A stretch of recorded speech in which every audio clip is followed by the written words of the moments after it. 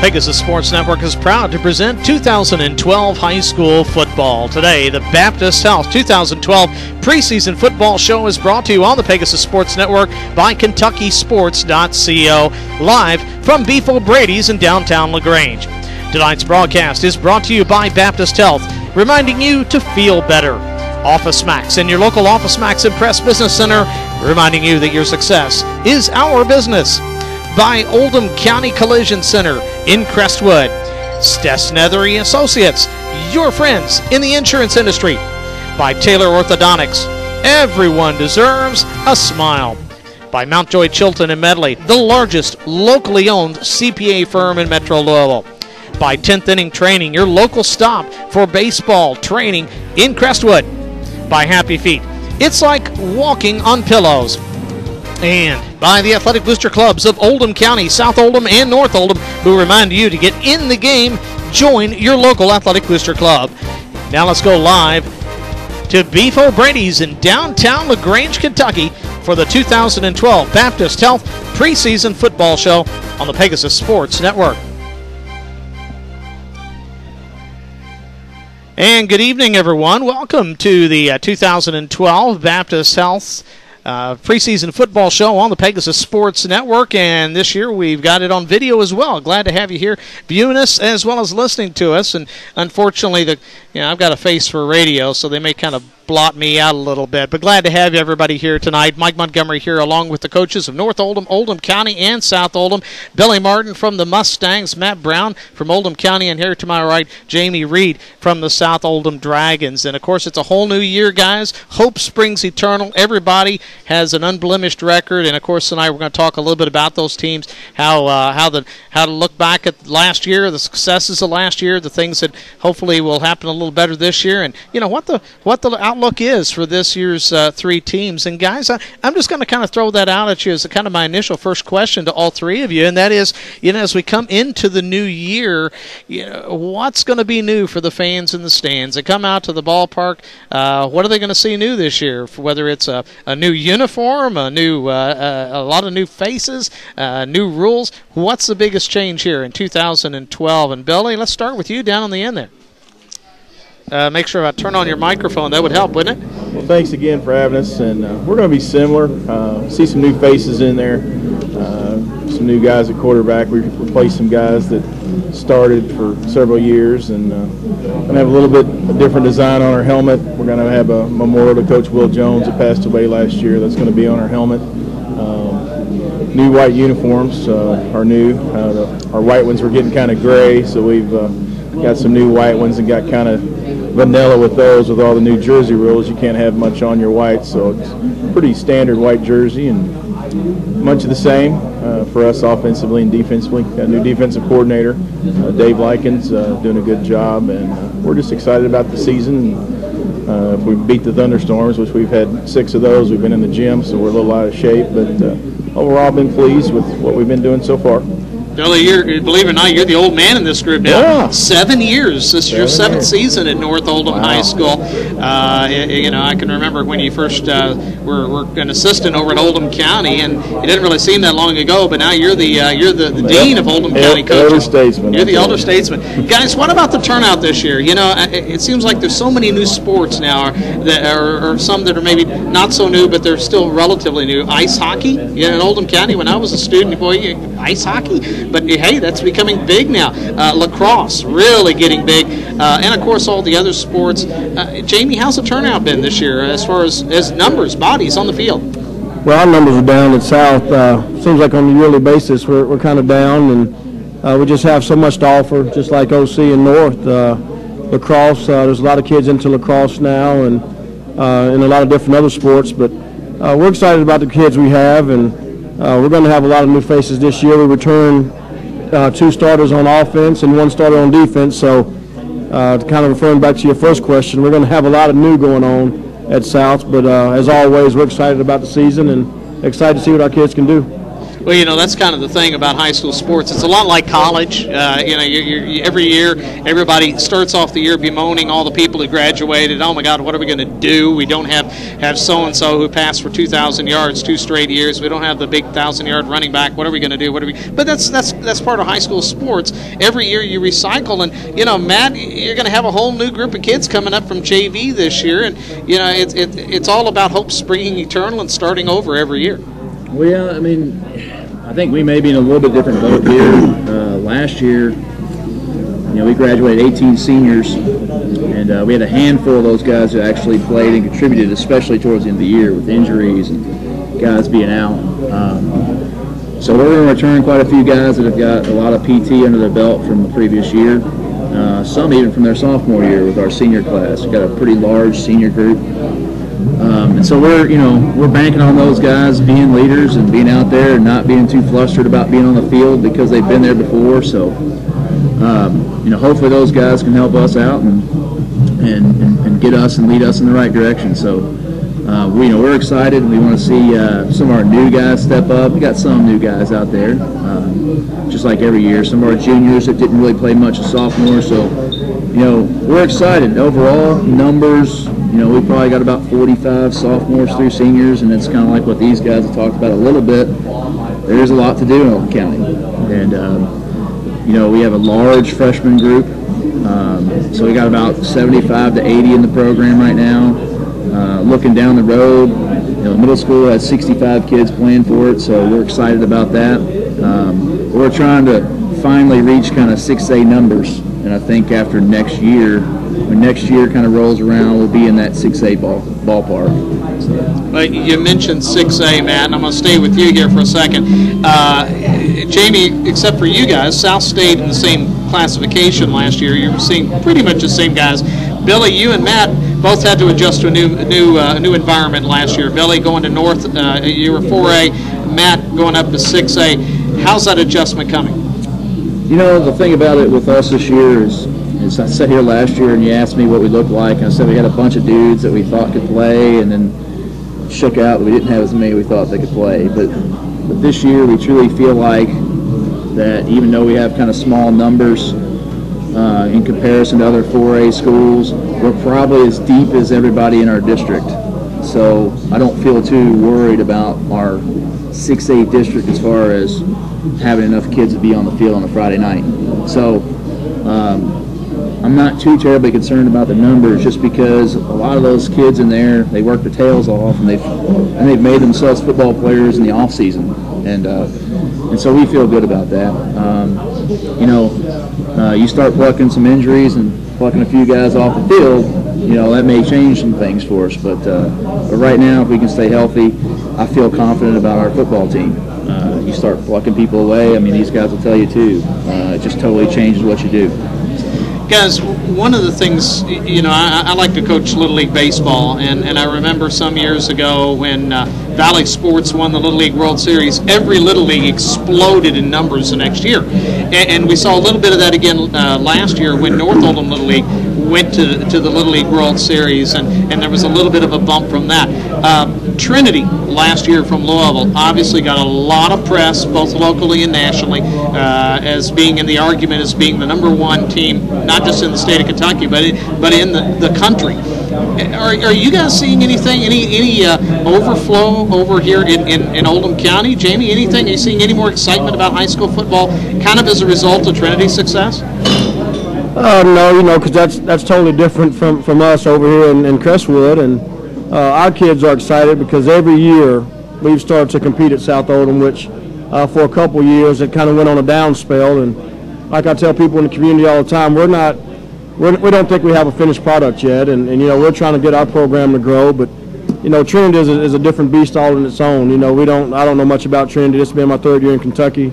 But we're really excited about what we're trying to do in Crestwood and trying to build our program. So I couldn't really tell you if there's any more excitement or less based on what they've done in the past. Billy, I know the numbers have steadily grown over in North Oldham. Of course, one of the things some people still don't remember is North Oldham only became a school in 2003, and those first few years the numbers were very small, 30, 35 kids. My first year. Yeah, not very many at all. Now your numbers seem to be really growing in Goshen. Is that continuing this year? No, it's a little bit down this year. We have 67 guys. We had 70 last year, but our upper classes are bigger. We have only 15 freshmen this year. Quite a few of the freshmen didn't come out for whatever reason. I don't know why, but we have a little bit less numbers. And back to your other question with Trinity, no, I don't think that really matters. It might actually hurt us. I think they've probably taken a couple players from each one of us sitting here at this table, and they have a little bit different boundaries than what we have, where we have a neighborhood that we recruit from and make sure we know those kids, and they have a little bit bigger boundary. Guys, Oldham County, obviously, there's been, different stories here, different programs, different histories. Let me ask you something, just a general question with regards to tradition. How do you guys use tradition in terms of building the program that you have? Obviously, Billy, there's not a lot of years of tradition to talk about there, but how do you guys use this to get the kids in your school involved in the football program? Yeah, Billy, Matt, somebody? Well, the one thing with us is, looking at our setup at Oldham County and how many kids we have, we have 1,500 kids in the school, probably 750 to 800 boys, and we don't have a lot of kids that play a lot of sports. As crazy as it sounds, as crazy as it is to think that there's all these things to do now, and all these, lacrosse and everything under the sun that you can think of, we still don't have as many people playing sports as you would think that a school with that many boys would have playing. So we try to make sure that as we build our tradition and kind of, try to make our program the way we want to make it, is that we share our athletes with everybody. I've got a good relationship with everybody that we have that plays another sport. But the main thing is getting our middle school program aligned with what we do. And of course, one of my staff members is the head coach of the middle school at Oldham County Middle School. So he's done an excellent job of getting our freshman program to have over 35 kids in it this year.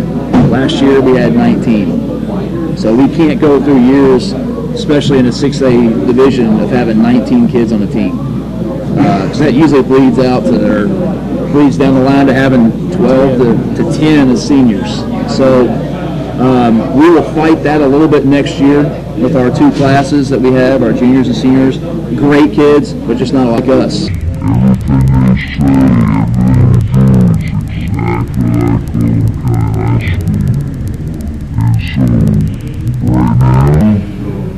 Teaching my freshmen, it's effortless. So that's the greatest thing that's probably happened to Oldham County football since I've been here, is having that happen for us. That's how we try to build our tradition. They play their games on our field, they come in our locker room and X and O on our whiteboard, and they work out in our facility, and they run everything we do, and it's just aligned just like you need it to. Jamie, you're going into your third season at South Oldham. You talked a minute ago about South having gone through a little bit of a dry spell, and it was enough of a dry spell to where most of your kids who are upperclassmen now were only 7 or 8 years old the last time South was a real powerhouse. Now you put together a couple of really nice years, 2 winning seasons back to back. That story, that new beginning, is starting off very well for you. Well, I like to say that it's paying off, and the results of that will be seen this year. But I'm like Matt and Billy. Up until this summer, I was the only coach in our building, and our administration has worked hard to try to help out. Obviously we care about academics first, but we just hired an assistant coach in the PE department to coach football, and I think that's really going to help. Because in the department I teach in, I'm rarely involved with all the kids in the student population. And so now with having a PE coach, he's going to see all those kids for several years to come. So if they don't get a chance to see me during the day, there's another coach to help spread the gospel, if you will. And our middle school has greatly improved. They're not to the point where they're using the same system as we have. And And our system's a little bit complicated with the triple option. You know, there's not a lot of teams that like to fool with that triple option offense, but our relationship with the middle school is getting better yearly, and we're starting to get some excitement down at the middle school. We have a kid at the middle school now that's pretty good, and his family has traditionally, you know, been Trinity people, and his dad, based on all our early conversations right now, you know, he's going to be a future Dragon. So we just try to foster those relationships as best we can, and if you put a good product on the field, you know, the thought is the people will come. You know, one of the things, if you ever go out on the message boards or you talk to people out on the streets and everything, one of the things that you will hear some people say every now and then is, you're in Oldham County, the administration is so focused on academics, they're ignoring the athletic program. Football will never be big. And yet we've seen the success that all of you guys have had at your schools. I mean, Matt, your first 2 years at Oldham County, 2 district titles. You know, Billy, you've already got a couple district titles and a region runner-up. I mean, you're having success. Jamie, your first 2 years, 2 winning seasons. Tell me, you know, how do you do the balancing act of maintaining the academic standards that Oldham County has really set for the county school system and being successful? Billy? We're blessed to have great kids that work hard, and you know, I tell them that's one of the things that gets me kind of red is behavior and grades, and they know that's a excuse me, that's a no mess with me kind of deal, and we're, you know, that's priority one. That's why they're going to our school system, and they're able to juggle their time and make it work. But it takes a lot of dedication, a lot of planning on their part to make it happen, and it's just an expectation, and our kids will do it. You know, they want to be great in school and great on the football field, and they do. They're good at all the things they decide to do. Matt, do you think it's any harder in Oldham County because of that? I mean, let's face it, Oldham County has set very high standards and succeeded in meeting those standards in terms of academics. People move to Louisville, and they're steered this way by the real estate agents, in part because of the great school system. Does it give you any extra challenges as a coach? You know, I think, you know, our schedule and the way we have things worked out at our school, being on a 7-period day, most of our kids have a study hall. Most of our kids, you know, they understand our academic policies from a football standpoint, so they're a little nervous about getting on that grade check sheet. So I don't think it presents necessarily a tougher challenge. You know, just because they're ingrained with that, I think, a little bit all the way through as youngsters. So, you know, they go through the school system and they understand that expectation. And then once they get to us, it's just us monitoring them and making sure that we're staying on top of them as adults and trying to make sure that they make good decisions. And you know, we've been very fortunate not to have too many guys on that eligibility sheet. You know, we can game plan on the weekend and know that our kids are still going to be out there and able to be on the field because they're not getting F's in the classroom. So you know, all the stuff that we do academically with our college classes and having our ACT prep courses and having all of our AP stuff that we offer here in the district, I think it's just great for the kids. I mean, we had Zach Littlefield go to Murray State University and play football and get, you know, 21 credit hours already, you know, as a high school senior. So he goes into Murray with 21 credits. So now that means he's going to graduate from Murray early and get to roll to grad school before he walks out of there with his athletic scholarship. So I think that it's just amazing what they're able to do, and I think the kids understand that, and we try to preach that every day with our kids. And a lot of the seniors come back and they say first year of college is pretty easy. We got prepared very well. We got prepared very well here in high school. So one way it might hurt us a little bit. Some of those kids that on the teams that we play, they probably wouldn't be eligible doing some of the stuff that we do here with our kids. So they have four or five D's, and we don't have D's. So that's right. Some of the teams we play might have a little trouble doing our stuff. Guys, one of the things that's been in the news over the last year and a half, and this is a chance I'm going to give you to kind of sell the program here to that mom who's a little bit worried about injuries, and concussions have been so in the news for like the last year and a half. You know, and that goes along with any sport, but obviously football has been kind of in the crosshairs in regards to concussions. I know the programs here in Oldham County have made this a real big area of focus. Jamie, you know, if I'm the mom listening at home right now, reassure me here now. Tell me what you all are doing in terms of protecting the kids and how you're working with the concussions. Well, I'll tell you, our district and our AD really does a great job of making sure the helmets that we have purchased for the kids are safe.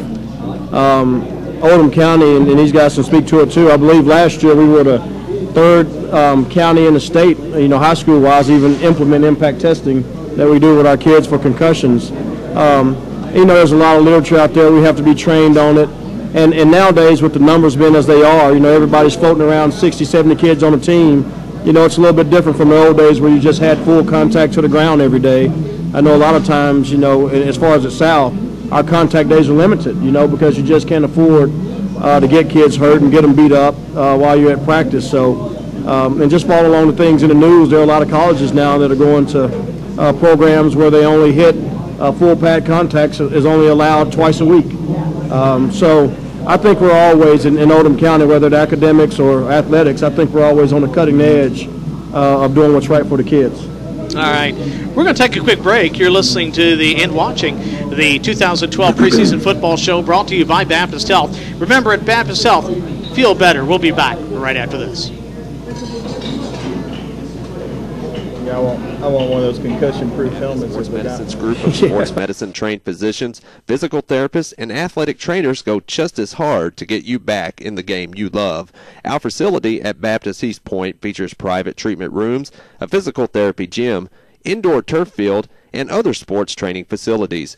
No matter what your level or your game, to get back to your best, consult the best. Call 253-6689 or visit BaptistSportsMedKY.com. At OfficeMax, your success is our business. Whether you're looking for a printer, office furniture, software, laptops, or simple office supplies, OfficeMax has it all in one convenient location at prices you can afford.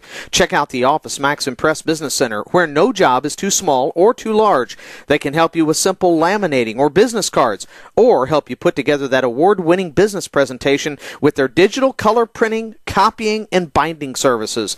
That's OfficeMax. Open till 9 p.m. Monday through Saturday till 6 p.m. on Sundays. OfficeMax. Work with us.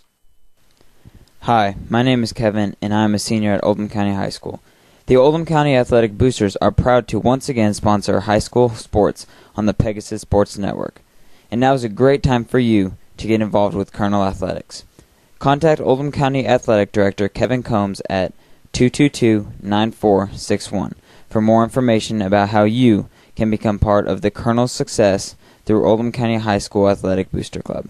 The Oldham County Booster Club, wishing the Colonels and Lady Colonels the very best. A proud sponsor of the Pegasus Sports Network is Mountjoy Chilton Medley Certified Public Accountants, the largest locally based accounting firm in Kentucky and southern Indiana, offering a full range of accounting, audit, tax planning, and advisory services for businesses and individuals. Employing nearly 120 CPAs, Mountjoy Chilton Medley provides highly specialized services that can help you achieve your personal and business goals. For a complete list of services and more, on the web at mcpa.com,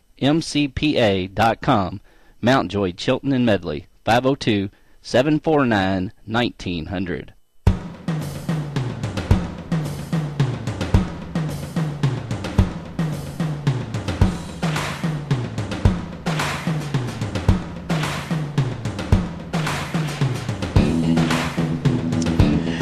And we are back at the 2012 Baptist Health Preseason Football Coaches Show. Mike Montgomery here with you on the Pegasus Sports Network, brought to you by KentuckySports.co.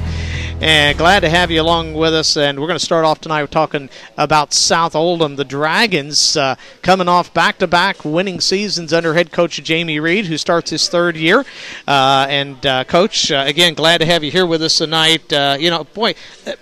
The times they are a-changing, they like to say, the old song goes. And South has really turned around. The excitement seems to be back in Crestwood.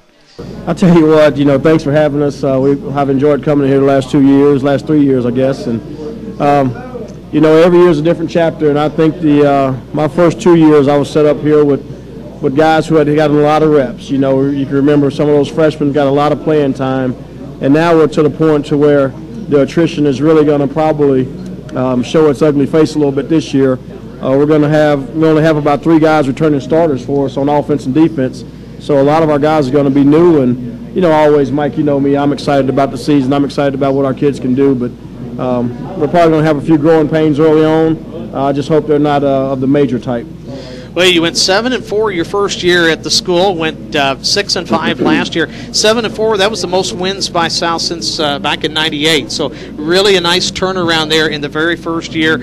And you know, one of the things you've really done, and let's face it, the fans enjoy this, is bring the offense back. In the last 2 seasons, South has scored over 30 points 12 times in 22 games, I think.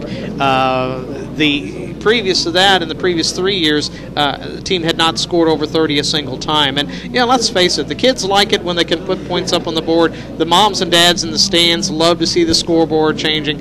And I think that's part of what makes football such an exciting sport. Yeah, you know, scoring points is a big deal, and I believe it helps get kids out for your program. But the one thing about scoring points is that it's not given. You know, it's hard work to score touchdowns, and this year we certainly have some kids that are very capable of getting in the end zone a bunch. You know, it's just a matter of, like I said, a lot of them are new. But we're hoping we're going to continue the success we've had with our offense the last several years. We're hoping we can continue that success this year. And we're going to be showing the folks here a little bit of South Oldham's offense here in just a second. But before we talk about that offense for this year, let's talk a little bit. I always like to take a look back at some of the guys who have graduated. You certainly lost some guys who made such big contributions the last couple of years. That big threesome in the backfield there, Mark Stevens, Stu, hard to replace. Where did some of these guys land, Coach? Jacob is going to Campbellsville on a full ride, which is rare for an NAIA school. We thought Jacob would go to a Murray or Eastern, and he ended up going to Campbellsville, which is a great school. I think some of the bigger schools may have missed out on Jacob. You know, he offered a lot of talent, but I certainly think he's going to have a great career in college. And Dylan Banks as a linebacker was a great linebacker for us at South, and he's continuing his career at Lindsey Wilson. And I believe Dylan's in a situation where he may be able to play as a freshman. And again, those guys were tremendous players. Mark Stevens called me from, he's at Kentucky State this year, called me from camp a couple of days ago to let me know how he was doing. So obviously he's going to have a chance to play at Kentucky State. You know, Michael hurt his leg. He's always, you know, he's banged up a little bit, injured, and so I think he's just going to go on to Louisville and try to pursue a career in law. So a lot of those guys that we had a lot of success with have had a chance to go on to the collegiate level. You know, small college right now, but hey, we're happy to get them into school. Well, and a lot of these kids also, you know, we certainly mention the ones who are still playing, but you had a lot of guys who are big contributors who are on academic scholarships elsewhere. Reed Gilson, I think, is going to Bellarmine. Mm-hmm. I think he's got a pretty good scholarship there. He's getting most of his, if not all of his, schooling paid for. You know, and that's a tribute to the program. I mean, whether you're a winning football program on the field or not, to be able to graduate these kids, send them to college, and see them getting that kind of money so they can continue their education is great. Well, you know, you touched on it earlier about the academic situation in Oldham County. You know, I just contribute that to our teachers and our principal. We have a fabulous administration. Our administrators are awesome, and academics count. You know, and I think that's the way it should be, because our kids, when they go off and leave us, you know, the percentage-wise, they're not going to play college sports. You know, and so, you know, we're producing lifelong runners, and that's a, you know, that's a big plus. And, you know, sometimes extracurriculars is just icing on the cake. Coach, we're going to try to throw up a few clips, I think, from last year if we can. Get some of the South Oldham Dragon offense up there a little bit. Obviously, this is a team that, Coach, you talked about the triple option and everything. That's still going to be the plan this year. You're still going to be running basically the same type of sets then. Yeah, we're going to always, you know, I love the triple option. I think it's a great equalizer. And, you know, we do have some new guys on the edges that I think are going to be special, like Jacob Lamb was when he was here. So we're going to always throw the ball opportunistically with some of the kids we have. And, you know, it's fun for those quarterbacks to throw it around a little bit. But the ground game is really what we're going to focus on. I just believe in high school football, it's a little bit easier to run the ball. And there we see South Oldham on the attack against, that's a North Bullock game from last year. We'll let this roll here a little bit. Coach, you know, one thing you got coming back obviously is veteran signal callers, a younger caller and a veteran. You got Jack Sherry coming back for his senior year, a 3-year starter. He's thrown over 3,000 passing yards at South, 41 touchdowns, only 15 INTs. But you've also got a very talented youngster backing him up who you'll be grooming for the future, and that's Chase Lightfoot. I tell you, Jack is a tremendous talent. You know, you're blessed to have a guy like Jack Sherry in your program. We're really excited about Jack coming into his senior year. I think he's going to do some great things for us. Chase Lightfoot, you know, I kind of made comparisons to him earlier in our coaching meeting today, that he's got an arm probably as big as Brett Favre. Man, this kid can zing it. You know, he can probably throw it 50 yards off his back foot, which is really rare for a high school kid. But we're excited about our quarterback situation. You know, obviously Jack has a lot of experience, and Chase, this will be his first time getting a little bit of action at the varsity level. So both of those kids have really worked hard this summer, and they're really excited for the season. I know all the Dragon fans right now, Coach, are going, yeah, but who's going to carry the ball? You gotta replace some guys in the backfield. But, you know, you had some guys who showed some flashes when they got those 1 or 2 carries every now and then. And you know, one of the guys who really impressed me one game when I got to see him carry the ball several times was the young man who'll be a junior for you this year. Nathan Deering showed some real talent with the ball. But obviously I know you bring a lot of guys into the mix. Who's going to be carrying the ball this year for the Dragons? I'll tell you what, Nathan Deering, he would have been a great player for us, we believe, but he decided to focus on lacrosse. So Nathan's not going to be a part of our program this year. But we're really excited about Dallas Banks. You know, Dallas got a lot of reps last year. Running back, had several touchdowns. We're looking for him to carry the load for us. Takorian Williams, Stuart Williams' little brother, was another kid that is really talented, that can run the ball for us. And our freshman fullback from last year, Kevin Kerger, was probably the MVP of our freshman season. You know, he's a really strong runner, and he's going to be the one at fullback. So, again, a lot of new faces, but we believe that the talent is there. You know, they're going to be new for everybody to see, but I hope there's not going to be a big drop-off because these kids can really play football. Well, I'll tell you something. I've actually coached Corian Williams in baseball a little bit, and I can certainly vouch for the young man's speed. The guy gets up and goes.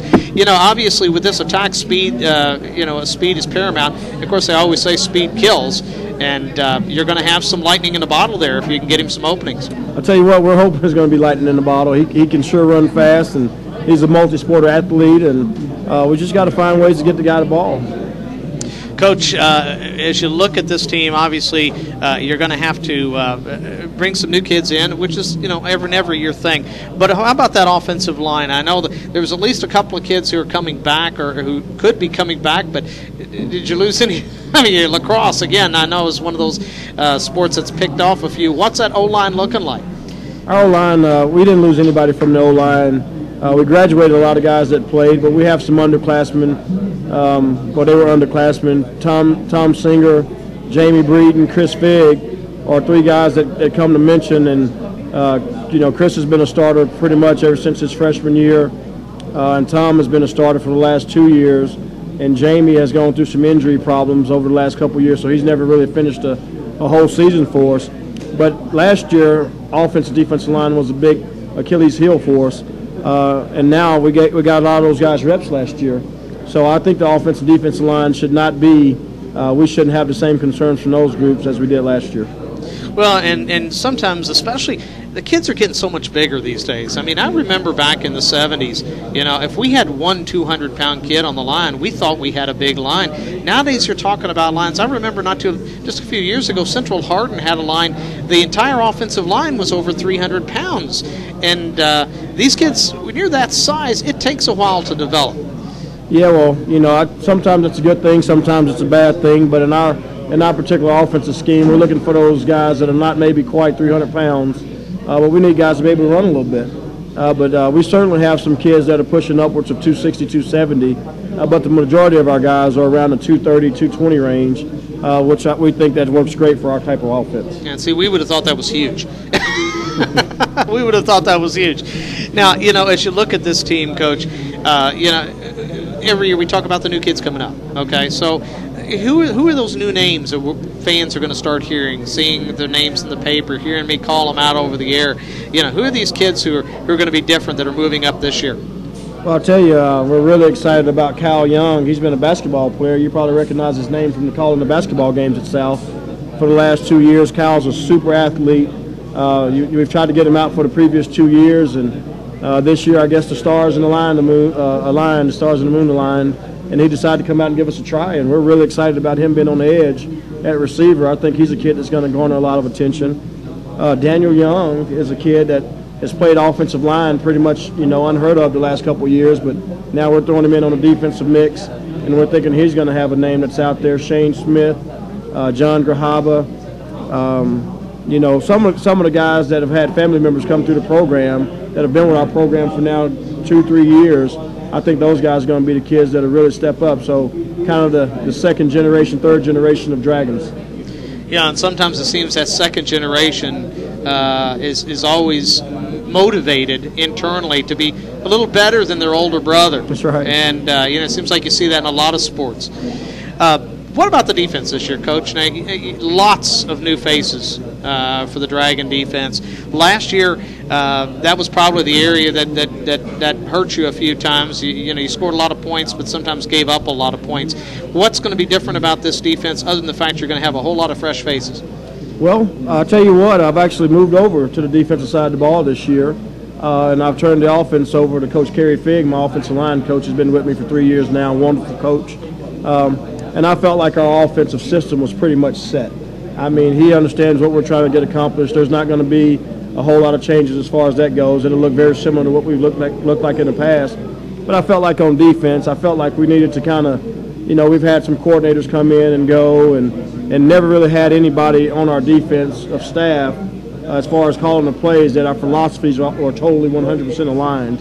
And so I figured the best way to kind of fix that or remedy that was for me to go ahead and take over defense, and we'll see. We're excited. We're putting in a defense we're putting in right now. It's not very complicated. We're just trying to get the guys to fly to the football and have a little aggressiveness and get excited. So I'm really excited about this year to see what it turns out to be. Now, is there any real shift in philosophy, or is this just new kids, new faces doing the same kind of scheme that you had last year? Well, we're going to be a little bit more aggressive than we probably have been in the last 2 years. Just the nature of the game. The kids, just like on offense, they want to run around and throw the ball. On defense, the kids want to blitz and play man-to-man coverage. And so we're going to cater to a little bit of both of that. We're going to certainly try to keep it fresh to keep their attention. I just like you said, the last couple of years, I mean, we're averaging over the last 2 seasons that I've been here, we're averaging 37 points a game. On offense, and on defense, I think we're averaging giving up about 31. So obviously, anytime that the offense would have an off night, that would create some issues. So we're trying to shore up the defense a little bit, and we feel a lot better about it. I think we're a lot further along this part of the year, than we have been in the last 2 years. So time is going to tell, but we're excited about it. I know a lot of coaches who will kind of decide on the scheme that they want to pursue defensively based upon what they have to compete with in that district. And, the district was new to you last year. You had to compete with these northern Kentucky schools. And northern Kentucky football is a little different from the rest of the state. I think as you look at the state regionally, you do see some similarities among the schools in that region. You had to shift to the northern Kentucky schools, Scott High, Cooper, Connor. Of course, you were familiar with Grant County previously, but in terms of these types of schools, what do they dictate to you by the style of play that they have? I mean, is there anything you're doing on your defense specifically for them? No, I think just football in general. If you're a defensive coach, you're going to want to try to keep 8-9 guys around the box. In high school football, most coaches want to run the ball to control the clock. You have a few nowadays since the spread offense has become so vogue and popular that they want to throw the ball all over the place. But for the most part, most old school coaches believe in the 3 yards in the cloud of dust. And if you can't stop anybody running the ball, I tell you, you're going to have a long night every time you go out. So our defense is geared up. We're going to try to stop the run. That's first and foremost. But we're versatile enough that if we get a spread passing team, that we'll be able to do some other things as well. As you look at all these new kids coming up, which has to be exciting because you've got all kinds of new possibilities. What's the strength of this group? These kids that are going to be donning the green this year, what's the strength of this team right now? I think athleticism. That's probably the thing that we have more of this year. If we can get it all harnessed in the right direction, I think it's going to be a great thing. And right now we have a lot of kids that are just excited to be here, that are really flying around to the ball, and they're not quite as football savvy as the last group, but you have to remember the last 2 years those kids played, from the time they were freshmen, they played over 90% of the snaps at South, and that accumulated some of those down years because when you have to play freshmen and sophomores on varsity, last night. Friday night versus Boone County, which we had flashes of greatness, and then we had flashes of youngness. So, the goal is within the next 4 days is to get those guys to where it's simple enough to where they can just go out and run to the football. You don't want a whole lot of thinking. So, again, we're excited, and we have a big challenge ahead with having to break in pretty much, 19 new starters. So, but we're excited about the challenge. Well, you mentioned earlier one of the Banks brothers. We haven't seen the final rosters yet, but I assume Dallas is back. And Dallas Banks, what a great year he had for you last year defensively. 86 solo tackles, led the team in tackles. He also led the Dragons with 3 interceptions last year. This is a young man who I'm sure you're going to be counting on him, not just for that kind of performance, but also leadership on the field this year. Well, Dallas is a tremendous player. Dallas has actually been all-district 2 years in a row. So obviously we're hoping he continues his success his senior year. And I tell you what, the kid is he's unbelievable. He's one of those kids that we wish we can get him a break, but he's going to have to play offense. He's going to have to play defense. He's going to have to play special teams. But he's the type of kid that you wish you had a whole lot of them on your team. If we had 22 Dallas Banks, I'd say, hey, line us up for the state championship game. He's just a super great kid, and he works tremendously hard. Well, as you come into this season, Coach, if you're sitting down and you're assessing your team right now, obviously a young team with a lot of new starters, the season's going to kind of break itself naturally into segments for you as you incorporate more and more things into your game plan. Obviously, you're going to get certain things done before you get into that district schedule, and that's when you're going to hopefully get those kids developed so they can do that. But what's going to be key for this team to get to that district schedule, have a chance to compete in the district this year? What's going to be key for this team, or keys, if you will? Well, I'll tell you, the biggest thing we talk about as a coaching staff is kind of what I mentioned earlier, is to scale back on some of those things that we've been able to do in the past. You won't see us be as flashy as we have been in the past just because the experience is not there. But just to get the kids to relax, take a load off, stop thinking, just go out and play ball is the challenge that we have as a coaching staff, because, we'll look back and say, well, hey, remember this scheme, this worked great against this team, and let's do it this year. And you say, well, maybe those kids can't pick that up quite right now.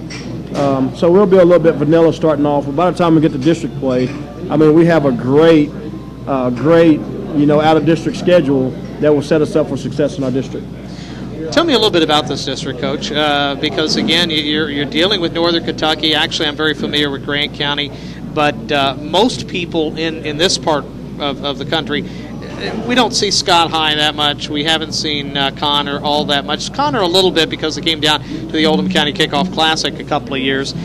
Cooper is actually a relatively new school, so again, one that most people down here haven't seen. If they didn't see you play those schools last year, what kind of style of play is predominant in this district? I'd say it's a lot of spread run. A lot of guys. If you ever watch college football and you see the Clemson Tigers, that's kind of what Northern Kentucky football reminds me of. A lot of people try to get the athletic quarterbacks, and they're going to run the jet sweep and have the quarterback fake it and fall low or give it, and they do a lot of things, but it's still based in the ground game. And in Northern Kentucky, I think they care a little bit about. I shouldn't say care about football more, but the importance between athletics and academics may not have the same type of blend as it does here. When you go there, we went to play Cooper last year at their stadium, and they had all levels of their football team at the football game, pregame during warm-ups, and it ranged from the middle school, and they had the same exact jerseys, went down to about 3 different teams to the Little League that had the same jerseys. And so that lets you know, right now it's kind of our middle school is set up to have the same color scheme. And then, like I said, we try to work with them a little bit, but their middle school and even down into the youth leagues are running the same system. That high school coach is hiring the middle school coach and the little league coach and so forth and so on. And so when it comes to building a system and building tradition, I think they get a jump start. But, once you get to high school, I think it all evens back out a little bit. You talk about that system. and you mentioned a little bit earlier about integrating South Oldham Middle into South Oldham High. Are there any special challenges when you're running something like the triple option, which is a little bit complicated, requires a lot of timing? Is it difficult to get that middle school to buy into the building blocks for that, or is there something in particular they do that helps lead the kids to the triple option? Well, the triple option is it requires so much time. And if you're not familiar with it, and if you don't have a coach on your staff that can actually go out and teach it, then I think it's a detriment. And I think that's kind of where it sits with the middle school, is that I was just fortunate enough that when I played quarterback in high school and in college, I was an option quarterback. So I can teach those guys. But if you're having to learn it from a book, or if you're having to learn it from a video, it's just not as easy. And most guys want to do things that they can do and understand how to fix it when problems occur. So they've tried to implement some of our things. It's not 100% implementation, but they still run a couple of schemes that we run that are kind of universal, that anybody could run on any level. Okay. Well, let's talk about the prospects this year. As we're looking at the district here, last year you came into the season, you had the target on your back last year. It was the first year for that particular group of teams in a district, and you came in as the preseason favorite. Ended up taking a couple of tough losses and dropped you down to third, but you're very competitive with this group. How does this group of teams match up this year? Where do you think you stack up? I tell you, I haven't looked at any of the preseason rankings, but I would imagine we'd probably fall somewhere in that third place range again, because we dominated Scott, and then we had a great game against Grant County. Cooper and Connor they're pretty good. On a consistent basis, they're going to be pretty good.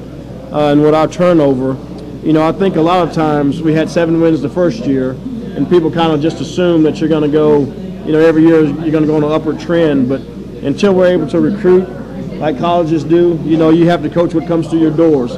So, but again, Mike, you know me for the last 3 years now. I believe in our kids.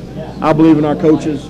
And I think hard work is going to pay off no matter what sport you're in. And so that's kind of things we say. I mean, certainly every year our goal is to win district. Last district title at South Oldham was 1992. Okay, you go in our basketball gym, on our banners there's one year on the football banners, and obviously the goal is to change that, and I think that's part of the process that we're still in. And let's see if we can get that schedule up there, the 2012 football schedule for South Oldham, so everybody can see what we're looking at here. Starting off on the road this Friday night, Billy Rutledge, Roger Fran's going to be broadcasting that game from Shepherdsville. Y'all have got quite a little rivalry going now with Bullitt Central. You've had some nice little games with the Cougars. I tell you what, it's they kind of welcomed me to Kentucky football first round of the playoffs my first year, and we thought we had a better team than they had at that particular year, and of course we lost by a touchdown. And last year, playing them in the first game of the season, we had a chance to get back and avenge it, I guess, if you will. And we beat them, I think, by about 14 points or so. And so this year, as far as, since I've been here and in the recent years, it's sitting at 1-1. So somebody's going to get the upper hand this year, and we sure hope it's the Dragons. You're going to stay on the road. You actually are on the road for the first 4 weeks of the season. So you're going to put these young guys and throw them out there into the wolves on the road there. Down in North Hardin against Meade County, always a very good program. I know you're still fairly new to Kentucky, but Meade County, one of the traditional powerhouses in the state. That should be a good ball game down in the Joe Jaggers Classic. I tell you, it's just like I spoke to earlier. Our first 5 games, our first 5 opponents, are going to set us up great for district play. You look at it, there's a good mix of some rivalries that we're starting to develop. The Bullitt Central game, like you said, somebody's going to take the new lead in the series with this meeting. Meade County, what a great opportunity for our kids to face a 6A program. We're not trying to stay at the same level we always were. We're trying to go up, and sometimes that requires scheduling a little bit tougher. We head into North Bullitt, which again, I think North Bullitt has been undefeated or close to being undefeated just about every time we've met the last 2 years, and we've come out on top of that game, and they've gone on to have great seasons. So I'm sure that's been a little bit of, probably a pain in their side. So a lot of the teams we play early on, it seems like it has some kind of meaning or rivalry to it. And then you got, as you said, North Bulletin, Oldham County rivalry here. Obviously, Oldham South ever since since South Oldham opened in '89, and it'll be on the road in Buckner. Come home for your first home game against your biggest rival, maybe in the books. There, North Oldham against South Oldham. What a rivalry that has been. And then you go into the district play. Connor, who's been pretty much the district power for the last few years. Grant County back on the road. 6 of your first 7 games on the road. What crazy guy came up with this schedule, Coach? I tell you, sometimes that's the way it works out. In Kentucky, the way you work on your schedule is most of the time the commissioner sends out the okay mid-season. It's okay to start scheduling for the next 2 years. And what happened is our first year, I think mid-season, we were sitting at 5-1, 5-2. And everybody goes, oh, no, don't schedule South Oldham. They're 5-2. And so I think the way it's set up is it makes it difficult to schedule opponents that are likewise as far as talent and size. I wish that sometimes I wish that we were in the districts that were set up were 8 and 9 teams, so that way you only had to schedule 2 outside of your district because it makes it a lot easier. Otherwise, you start getting into a deal. Well, Coach, I'll only play your program if you pay us $3,000, or I can only do this or that, and it makes it a little bit tough when it comes to scheduling, and sometimes it ends up like that. And then you wrap things up, 3 straight at home. Cooper, Scott High, the Eagles, and then Shelby County, which is, of course, a long-time rival there. Before we wrap up here with South Oldham, Coach, you want to mention these things here? A little chance for the South Oldham Dragon fans to support the South Oldham Dragon football team. I don't know how well people can see this on the camera, but we got they call them different things, value cards, discount cards. It's $20, right? Right. And all kinds of discounts you can get on here, including the let me see on the back here. I think you got Dairy Queen, Hometown Pizza, which automatically makes it worthwhile in my book. Papa John's is on here, Little Caesars, Sonic, just a whole bunch of places that you very easily see where you can save the $20 very easy. That's right. And of course the proceeds going to help the football team. That's right. Well, we've actually finished with our card sales, and we're done for the year. But I just brought that as a little gift of appreciation. Well, this is for next year in case they sell them again. Don't forget, get yours early. Anyway, Coach, thank you for coming. Jamie Reed, best of luck to you in your 4th season here at South Oldham High School, and we'll be seeing you coming up Friday night. Thank you. I appreciate it. Friday night, Dragon fans. South Oldham is at Bullitt Central. Pegasus Sports goes on the air 7 o'clock. It'll be an audio broadcast, internet radio on Friday night. We're actually going to do one video game every week, and so the Dragons are going to be on the video plenty of times too, but this week it'll be audio only. 7 o'clock pregame and 7:30 kickoff, Cougars and the Dragons. We're going to take a time out. We'll be back with more of the 2012 Baptist Health preseason football show right after this on the Pegasus Sports Network.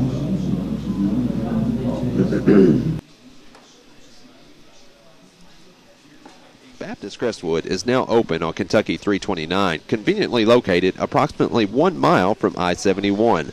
Baptist Crestwood offers outpatient physical therapy and diagnostic imaging services, including x-rays and CT scans.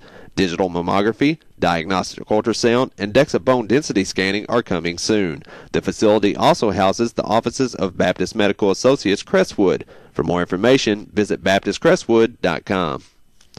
At Office Max, your success is our business. Whether you're looking for a printer, office furniture, software, laptops, or simple office supplies, Office Max has it all in one convenient location at prices you can afford. Check out the Office Max Impress Business Center, where no job is too small or too large. They can help you with simple laminating or business cards, or help you put together that award-winning business presentation with their digital color printing, copying, and binding services. That's Office Max. Open till 9 p.m. Monday through Saturday, till 6 p.m. on Sundays. Office Max. Work with us. A wise man once said, "The secret to happiness is comfortable shoes." Well, I don't know about that, but I do know one thing. I'm a happy man when my feet are feeling good. And that's the idea behind Happy Feet, the world's most comfortable slippers. It's like walking on pillows. Owned and operated right here in Kentucky, Happy Feet has the coolest, the warmest, the most comfortable slippers around. College basketball fans will love the UK and U of L slippers. They look just like sneakers. Animal lovers will adore Animal Feet, a line of cushy slippers that look like every animal you can think of. There's even a dinosaur for the kids. check them all out now at www.buyhappyfeet.com. That's www.buyhappyfeet.com, and give the gift of Happy Feet. Happy Feet. It's like walking on pillows. Accidents happen both on the field and on the roads. Oldham Collision Center is your local choice for professional auto body repair. Close to you in Crestwood on Old Highway 329 next to the Boating Center.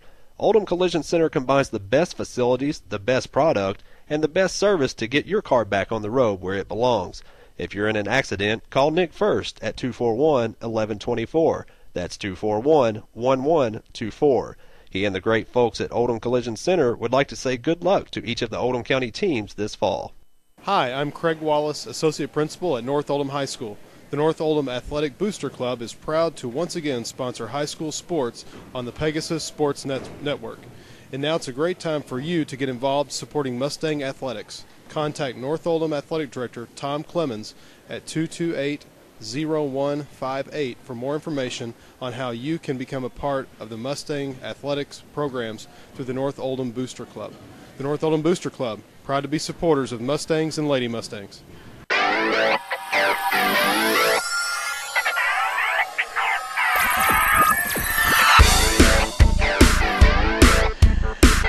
And welcome back to Beef O'Brady's in LaGrange, Kentucky. I want a big thanks to Bo and the gang here at Beef O'Brady's. They've been absolutely wonderful to us.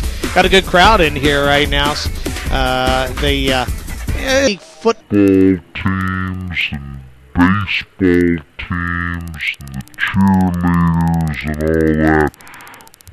But very, very thankful for all the help from Bo, the guy who runs Beef O'Brady's here in LaGrange. And welcome back.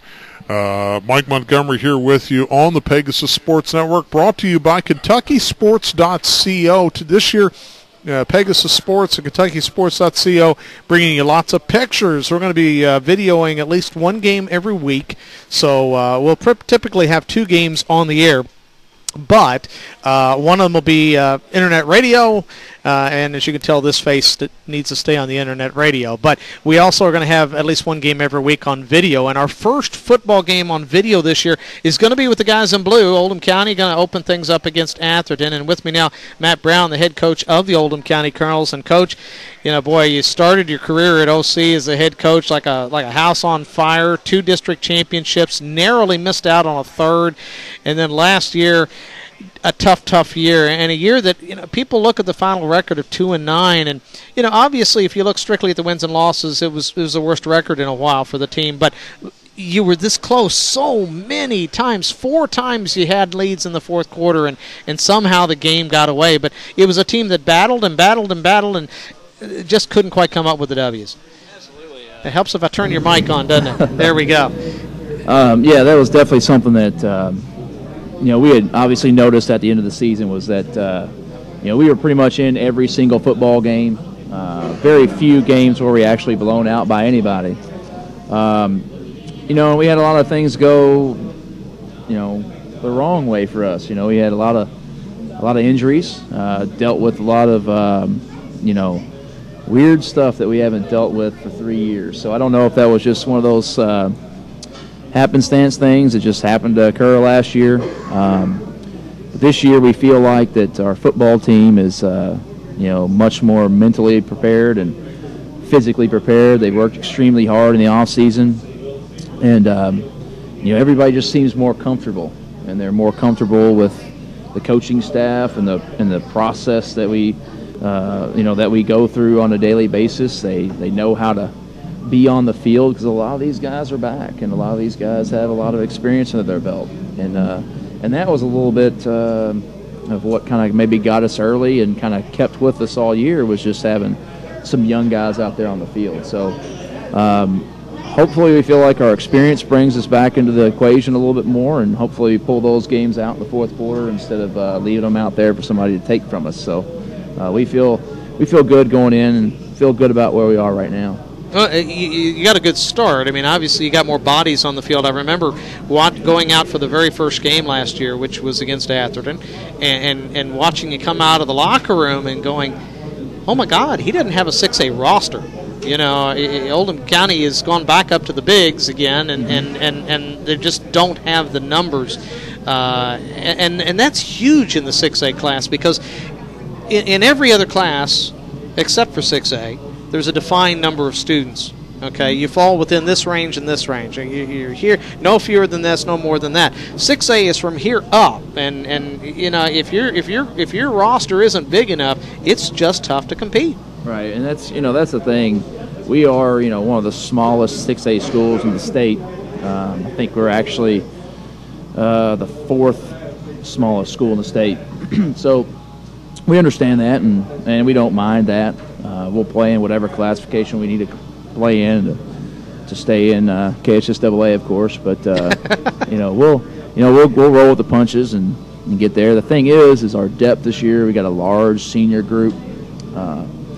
We kind of had a large senior group last year, but like I said here before and told you we had to figure out who was going to play on Fridays at the same time as I'm sitting here right now.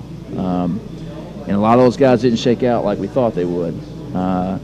This year we feel like that the seniors that we have, they'll be out there, but we also have a lot of juniors that are going to be sitting there just right on their heels. Kind of figuring out who's going to be a starter is actually a tougher thing this year than it has been in the past. Probably even dating back to 2008, 2009. So we feel good about how these guys have worked, and it's all on the kids. I mean, they've been pushed. We've pushed them. We've yelled at them some, and they've yelled at us a little bit. But we are very comfortable as a group, and I think the kids realize that. I think that it's a much better mindset this year than last year. They're extremely hungry, especially losing to both your county rivals. So that's something that we really want to try to do and get ourselves back on the map and play football like we have the last few years around here. Well, and because we tend to recycle as both students and as the parents, it's very easy to forget that Oldham County has competed in the 6A classification before, and not only did they compete in it, but they were very, very good in it. Back in the early 2000s, Mike Jackson was the head man there.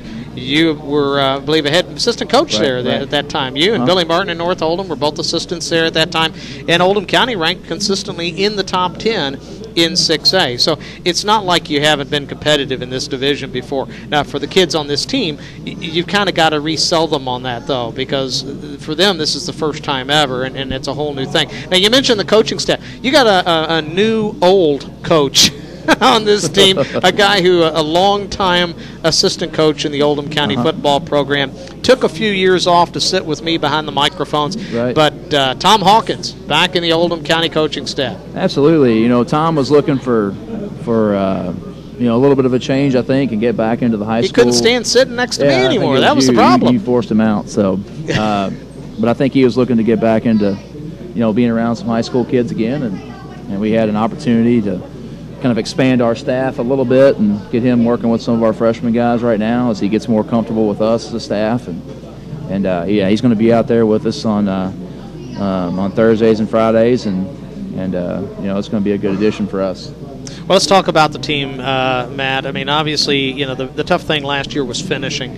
The North Oldham game, you go into the fourth quarter up 3. That one slips away. South Oldham, you had a touchdown lead with 2 to play, and it got away from you there. I think Fern Creek got a field goal with less than 10 seconds left to win that one, 16-15. And J-Town, you played a great game against J-Town, and Steve Farrow, coming in, quarterbacking his only game of the year, has just a great senior moment, throws for nearly 200 yards, and it gets away from you there in the final 5 minutes of the game, and you lose by 4. Sometimes those kinds of losses are more damaging to the psyche than getting beat by 30. How do you go about rebuilding the team, coming in here with the confidence you're talking about? Well, I think they hurt more. I think kids are smart enough to realize that in this day and age, they watch college football on TV, and heck, you could watch any SEC team and watch them lose 3 or 4 games to, 5 or 6 squads that are, ranked in the top 25. So I think they understand that, that losing a game, the good thing about it is there's always the next one in high school. It's easy to move on a little bit.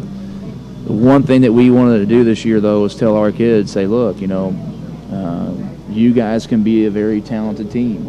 And I keep drawing comparisons, and I keep making them see the comparison between this group and probably our 2008, 2009 squad. And I said, I kept telling them, we got to pick up the intensity in practice. We got to work harder than we ever had before.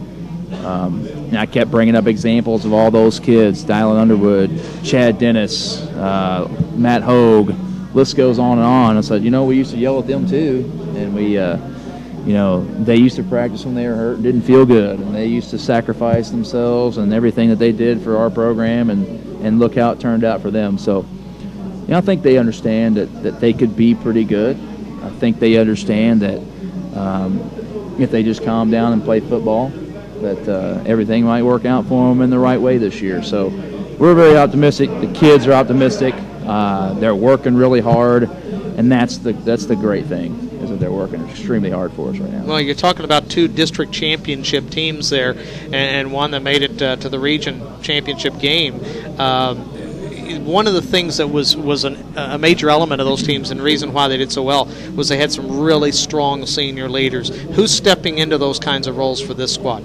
Well, we have right at 20 seniors on our roster, and our team this year is going to hinge on our offensive and defensive lines, and those guys have just done a phenomenal job of getting their heads right and getting their heads right in practice, getting through practice, being tough, because they're the ones that get beat on the most.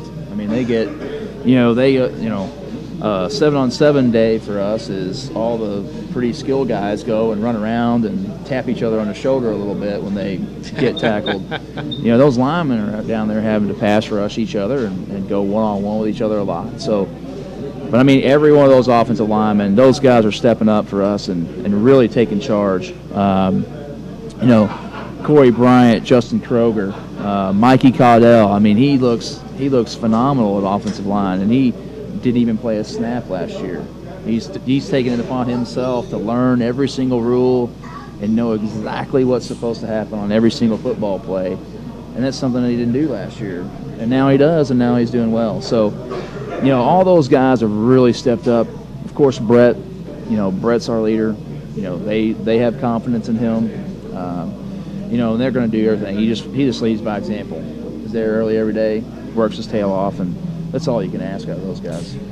Brett Sternad, the quarterback for Oldham County. See if we can get some clips of the Oldham County offense here. Brett, of course, your quarterback, 9 of your 11 games last year before becoming ill. Oldham County in blue here. Brett in the shotgun. Are we going to see a lot more shotgun again this year, Coach? I think you're going to see. You'll probably see some more shotgun. We are going to be multiple again, like we have been in the past. We'll be under center in the gun. At any given moment. So we'll shake things up quite a bit. I think Brett finally feels comfortable with either one. I think he feels comfortable with his offensive line, and that's what we need out of Brett. And we caught a penalty there. Sorry about that. Maybe that wasn't a highlight. Hopefully we won't have some more of those. But Brett, one of the things we talked about last year was Brett's potential. Mm-hmm. Obviously it was his first year as the starting quarterback. He's a little different from some quarterbacks who either are just a running quarterback or like Chad Dennis was a great passer for Oldham County. He really brings the potential to be a dual threat quarterback for you, and a very good dual threat quarterback. And at times we saw some real flashes of just utter brilliance last year. At times and he'd slip back into being a first-year quarterback. He's got a year under his belt. You got to think this kid has a chance to just explode this year. Absolutely, and that's what we hope happens. I mean, I don't want to get up here and jinx it, but he's worked tremendously hard. We've made some adjustments on our coaching staff and hired a quarterback's coach, Jimmy Dan Myers, who played at Kentucky Wesleyan and obviously played at Oldham County High School. So he's calmed Brett down quite a bit. Brett's doing things that he didn't do at all last year. He is good with his legs, and I think last year he wanted to make things happen with his legs when he didn't need to or shouldn't have. Now he's moving in the pocket and then stepping up and making throws. He wouldn't do that last year. So he's adding that element to his game. which is going to make it easier for us to be able to say, okay, now let's go run it with you, and we do it intentionally. So him being able to sit in the pocket and move around and feel comfortable there is something that we've battled with him for a while, and he's doing that this year. So we feel good about where he is right now. Hopefully he just continues to improve. Nice play there by Kerry Smith you just saw, but that brings up another thing. Of course, this is the North Oldham game. It's a great ball game. You're up at this point in this one. Kerry Smith, one of the guys who's gone. And let's take a quick minute here just to mention some of those guys. Where did some of those guys go? Kerry Smith, obviously, a wide receiver. You lose the bulk of that wide receiver core. Garrett Wilder, Kerry Smith, Cody Oldham. Obviously some new guys to throw to. Where did those three guys wind up? I know Cody's going to be running some track. He's going to be at Bellarmine next year. I know that Garrett, he's going to go, and he's actually coaching on our middle school staff right now. He's going to stay here close to home. I think he might transfer to Georgetown in the spring and play football up there. And I know Kerry's going to play some basketball at Spalding. So, he had a kind of an opportunity to go play some football at Cumberland, and chose to stay here close to home and play some basketball. So those guys, of course, they're tremendous athletes. Obviously we're going to miss them. And they'll go out and they'll do whatever they do at every one of their respective sports and be great at it. So, but yeah, it's going to be hard to replace. We're definitely not as athletic, I think, as last year, but we're pretty at close. The wide receiver spot? Correct. Okay. Yeah. Who moves into those roles right now? I mean, right now, who are the leading contenders? Well, the first kid to catch a pass in the North Oldham game last year is Chandler Besser, and he's coming back, and he's going to start for us this year, number 10. And then we got a couple of kids, the rest of them pretty much juniors. Elijah Keene, he started playing receiver last year as a sophomore. He's going to fill in. He caught 2 passes in the scrimmage the other night. So you go to Cody Schindler. You go to even dipping down to another Farrow, Alan Farrow, who's a sophomore, showing some great promise as a young kid. So we're going to have about 4 or 5 guys we rotate in and out. And that's kind of by design because they all kind of bring a little bit different element to what we do. Some possession, some guys just run better routes than others and do different things. So we'll rotate those guys in and out on a weekly basis. Running back, you got Jacob Taylor coming back, who was your primary running back last year.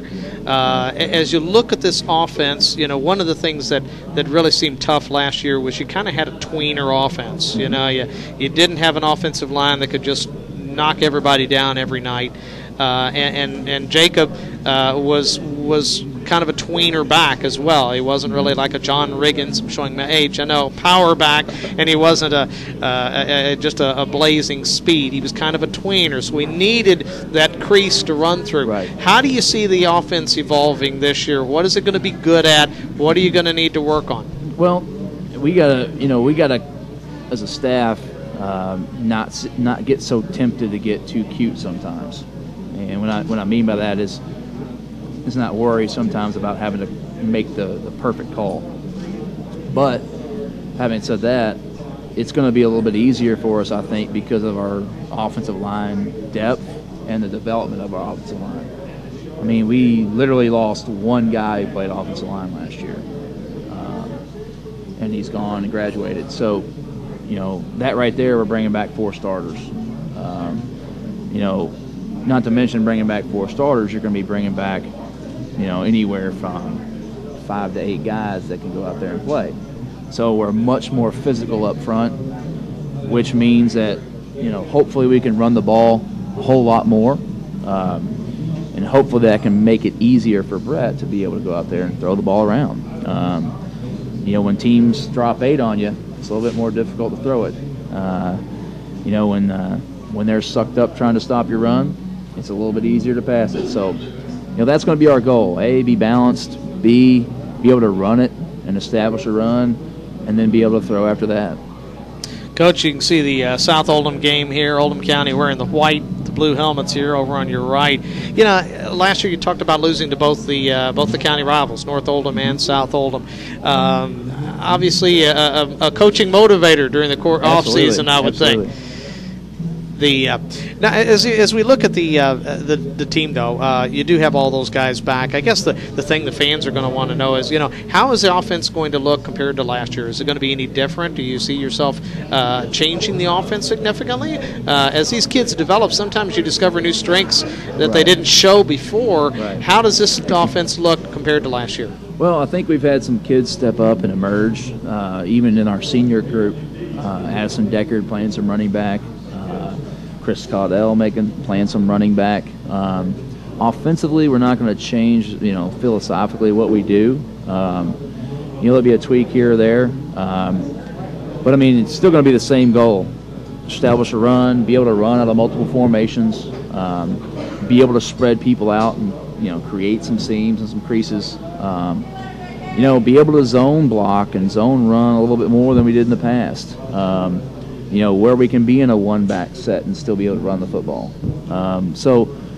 If we can get into where we're in like a trips formation a lot and where we're able to motion a lot of guys around and be in a one-back because our O-line is developed enough, that kind of gets us where we want to be.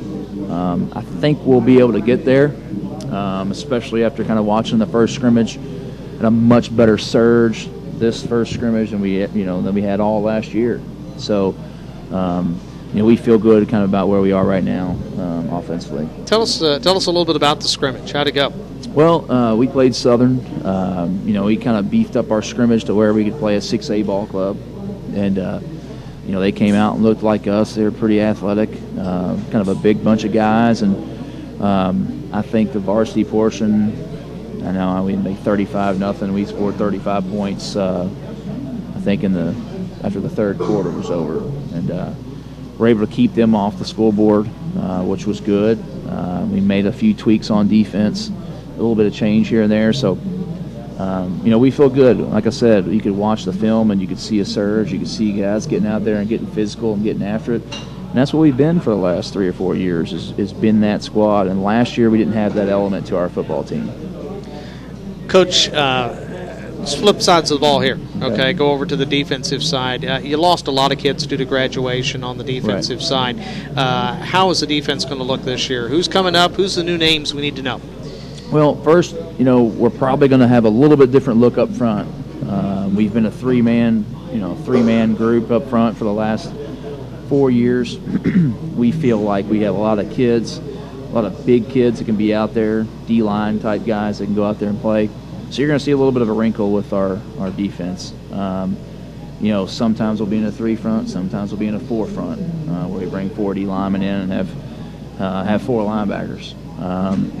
So we're going to kind of toy with that a little bit, figure out where we want to be with it, and then kind of make a decision and kind of move on with it. But you're going to have some guys that will be playing offensive line too.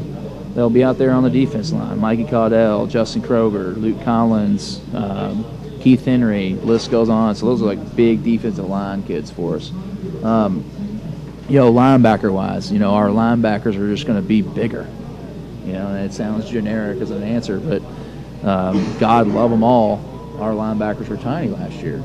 And, now you're looking at Chase Tyndall and Corey Bryant, Addison Deckard, and Zach Ball, and they're all in the 185 to 195-pound category and up.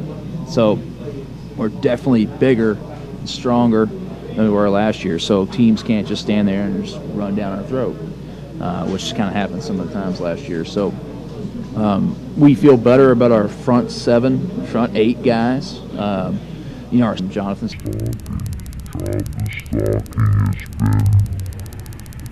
Murray walked in and had a broken hand one day when he was a freshman and weighed about 115 pounds, and he's out there catching balls with it. He's an immense work ethic, great kid. And, he'll just go down there and be kind of like Cody Oldham was last year. Who's you mentioned Cody Oldham, and Cody was kind of your home run hitter. Him and maybe Carey and Garrett. I mean, you really had a couple of guys who could, on any given play, take it to the house. Where's that home run threat this year? Home run threats, for us, Jacob Taylor, obviously, he can always do that. I think he always has the ability to make a big play. And he did the other night. It was 3rd down and 10. He runs off a 60-yard run on the first drive. I think he always has that ability to make those big plays. And I think he causes some matchup problems with some teams that will play.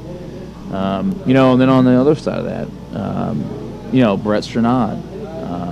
If we design it, I think he's our fastest kid on the team, but he's playing quarterback. So, we'll design some stuff for him too down the road.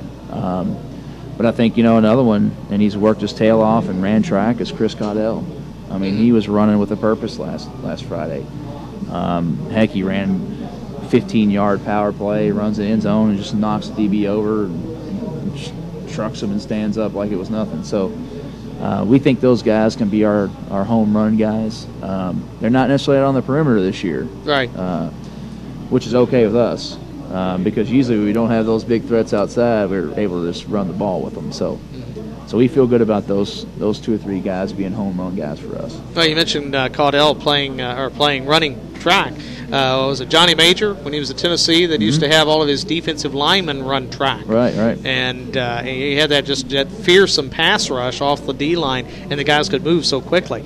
Obviously it's a very nice complementary sport for a football player. Coach, I look at your schedule. And the thing that I just always kind of laugh at about your schedule is it's like a rivalry every week for you guys. You've got the 2 other schools from Oldham County, North and South. You've got the 2 Shelby County schools, which kind of ties into the old Oldham County-Shelby County rivalry, which goes back decades. And I think Collins has kind of taken that rivalry on as well because they were populated from kids from Shelby County. You got your 3 rivalry games in the district, which are automatically rivalry games by default. And J-Town, even though it's not a district game anymore, you've played them so many times over the last decade plus, it's kind of developing into a pretty intense game. Mentally, emotionally, you all don't have a week off. Yeah, that's true. The J-Town thing, the J-Town series has been a great one. Gary did a great job out there. I know Nate Jones, who used to coach out here in the county too, is out there now. And so we'll try to keep that on the schedule and keep that going. And we get along as a staff, and they get along with us. And I know Gary pretty well out there too. So, but it's a good thing for us, I think, for our 2 schools. So, but you're right. Every week it's a rival.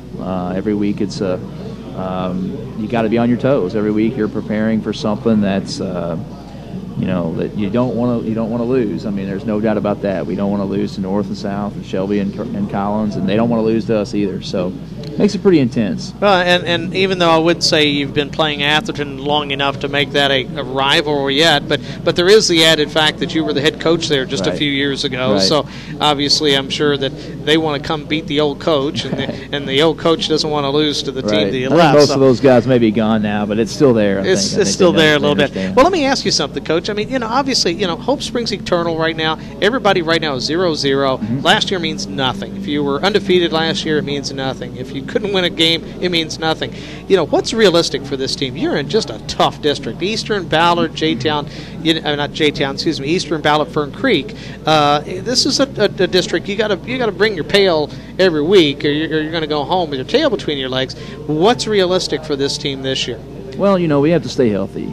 If we stay healthy and all those kids are able to stay out and be on the squad and we don't have to make major wholesale changes with what we do, I think it's going to be a very positive season. I think, our guys are extremely motivated. We want to compete for a district championship. We always want to do that, and that's kind of a cliche, but we're always going to try to compete for a district title. I don't know how things are going to shake out in the district. But I mean, we feel like we should be competing at the top of it, and especially this year with the experience we have coming back, and the dynamic of our football team. I mean, that's what we feel like. Hopefully, we can have everybody around when district play starts. If everybody is, then I could see us competing. And so that's where we are, and I think we'll be. I think we should be in that hunt. We'll see how it plays out, but that's what we're looking for as a ball club. Last year you went 0-3 in district play. Now, they were some close games. You know, you played obviously very tough with Fern Creek because you only lost that game by 1. The Ballard game I thought was a lot closer than it really was. 12-7 at half. It was 12-7 at half, and he probably missed a couple of opportunities that really, you could have come up with scores on. So that was a lot closer game than the score would indicate.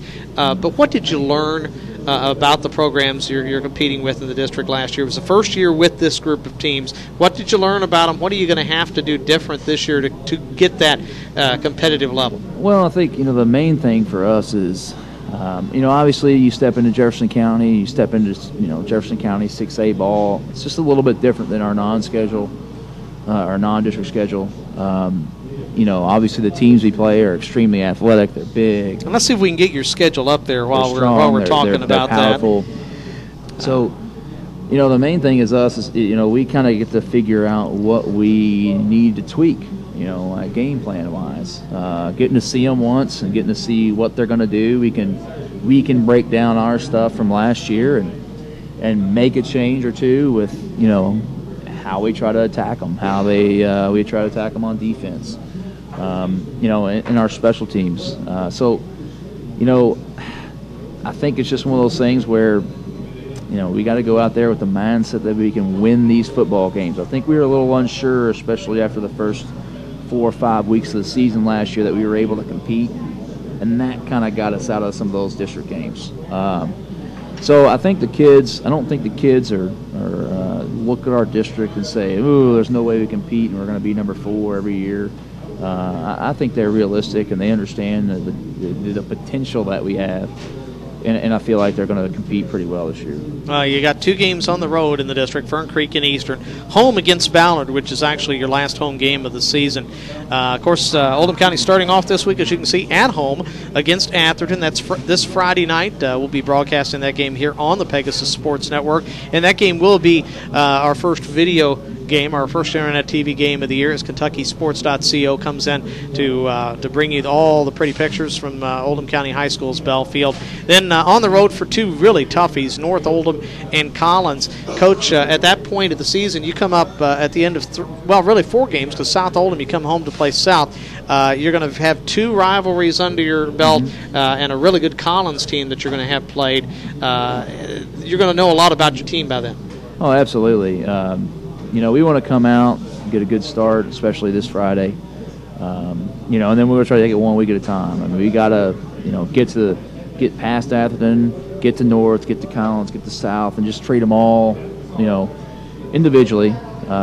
Treat those teams and give them their due respect and break them down and game plan for them. We'll game plan for North, South, and Collins and Covington, Holy Cross, and everybody, just like we will for Atherton. So, I think the kids will be motivated and they'll be up and they'll be ready to rock and roll. And, like I said, they're extremely hungry, and they're extremely hungry, because of the season we had last year. And a lot of those guys were out there playing. They don't want to relive that. So hopefully that motivates us and gets us ready to rock and roll Friday. All right, Matt Brown, thanks so much for being here tonight. Yeah, I appreciate it, Mike. We will see you on Friday night. Thank you for having us out here. This is great for what you guys do for the football in the county and promoting us and getting us out there. I appreciate that. All right. Well, we're looking forward to it. It's a whole new season, folks. And like I said, of course, Oldham County, one of the 2 schools will be broadcasting Friday night. Actually, we're going to broadcast all 3 schools this week, but North Oldham plays on Saturday, and we'll talk about North Oldham next. We're going to take a break. Live from Beef O'Brady's in downtown LaGrange, Kentucky, this is the Baptist Health 2012 High School Football Preseason Show, and we'll be back right after this. When you need diagnostic imaging services, look to Baptist Hospital Northeast for some of the most advanced technology in the area. We offer MRI, 16-slice CT scans, nuclear medicine, diagnostic ultrasound, DEXA scanning for bone mineral density, X-ray, and digital mammography. For more information, call Diagnostic Imaging Services at Baptist Hospital Northeast at 222-3620 or visit BaptistNortheast.com. Are you getting your money's worth from your auto and homeowner's insurance? Well, why not find out? Before renewing your present policies, contact S&A Insurance in Crestwood. They're friends you can depend on. S&A makes it easy by working with you to identify the insurance services that are right for you and your family, using their access to multiple companies to deliver broad coverage at competitive prices. Call SNA Insurance today at 243-2234. That's 243-2234. A proud sponsor of the Pegasus Sports Network is Mountjoy Chilton Medley Certified Public Accountants, the largest locally based accounting firm in Kentucky and southern Indiana, offering a full range of accounting, audit, tax planning, and advisory services for businesses and individuals. Employing nearly 120 CPAs, Mountjoy Chilton Medley provides highly specialized services that can help you achieve your personal and business goals. For a complete list of services and more, on the web at mcpa.com. Mountjoy Chilton and Medley, 502-749-1900. Hi, I'm Mitchell Irvin, Athletic Director at South Oldham High School. The South Oldham High School Athletic Boosters are proud to once again sponsor high school sports on the Pegasus Sports Network. And now is a great time for you to get involved supporting Dragon Athletics.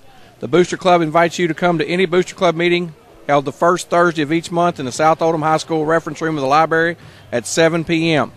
Join the South Oldham High School Boosters now and do your part to help the Dragons to victory.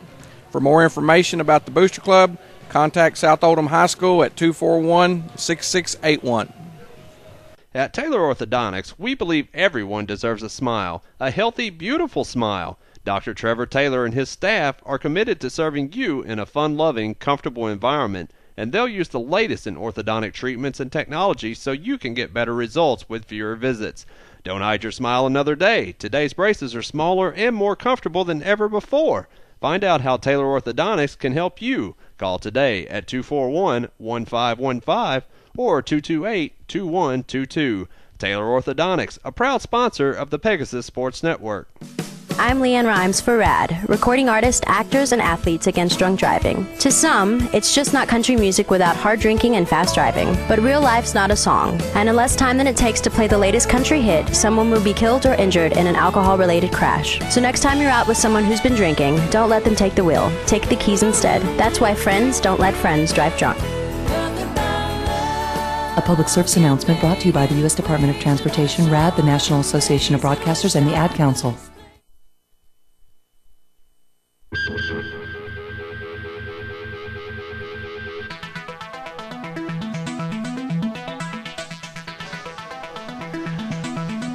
And welcome back to Beef O'Brady's in downtown LaGrange. Beef O'Brady's been the host now for a couple of years of the preseason football and basketball shows. Very, very appreciative of what they've done for us here. And be sure to come on down here. Tell the folks thanks on behalf of Pegasus Sports. Show them how much you appreciate it, because without them, we wouldn't be here today and able to bring you this show. Brought to you by Baptist Health.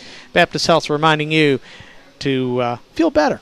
Feel better. Baptist Hospital Northeast, many thanks to those folks who have been just tremendous supporters of Pegasus Sports Network over the past umpteen years, really, now. And with us now, it's time to go to North Oldham, and this time I'll actually remember to turn the mic on before I ask a question. That's good. I did that to the other two coaches. So I've had that complimentary club sandwich. I'm getting kind of sleepy. That was good.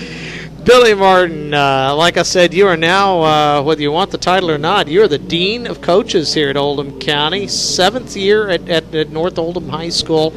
And, let me ask you something. I remember when you went from Henry County to North Oldham, and you'd done such a great job at Henry County. You'd rebuilt that program, turned them into a contender in their classification. You come to North Oldham, which had only won 7 games in its first 3 years of existence. And I remember that first year. I do too. It was probably not one you really care to remember. 0-10. 0-10. Everything that could go wrong went wrong. You didn't have enough kids. You didn't have enough coaches. Let me just ask you something. Was there any time during or after that season that you thought that, hey, maybe this wasn't such a great idea after all? No, I never second-guessed myself. We had a plan to do the things we were doing, and we laid the groundwork that first year. We got better each game.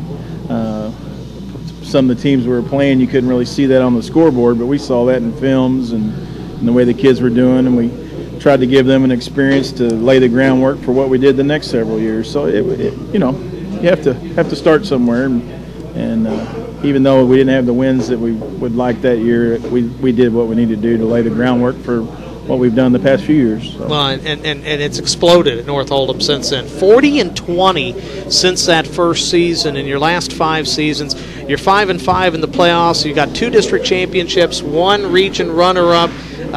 You've got the in the last 4 seasons, you've got the 3 winningest records in school history.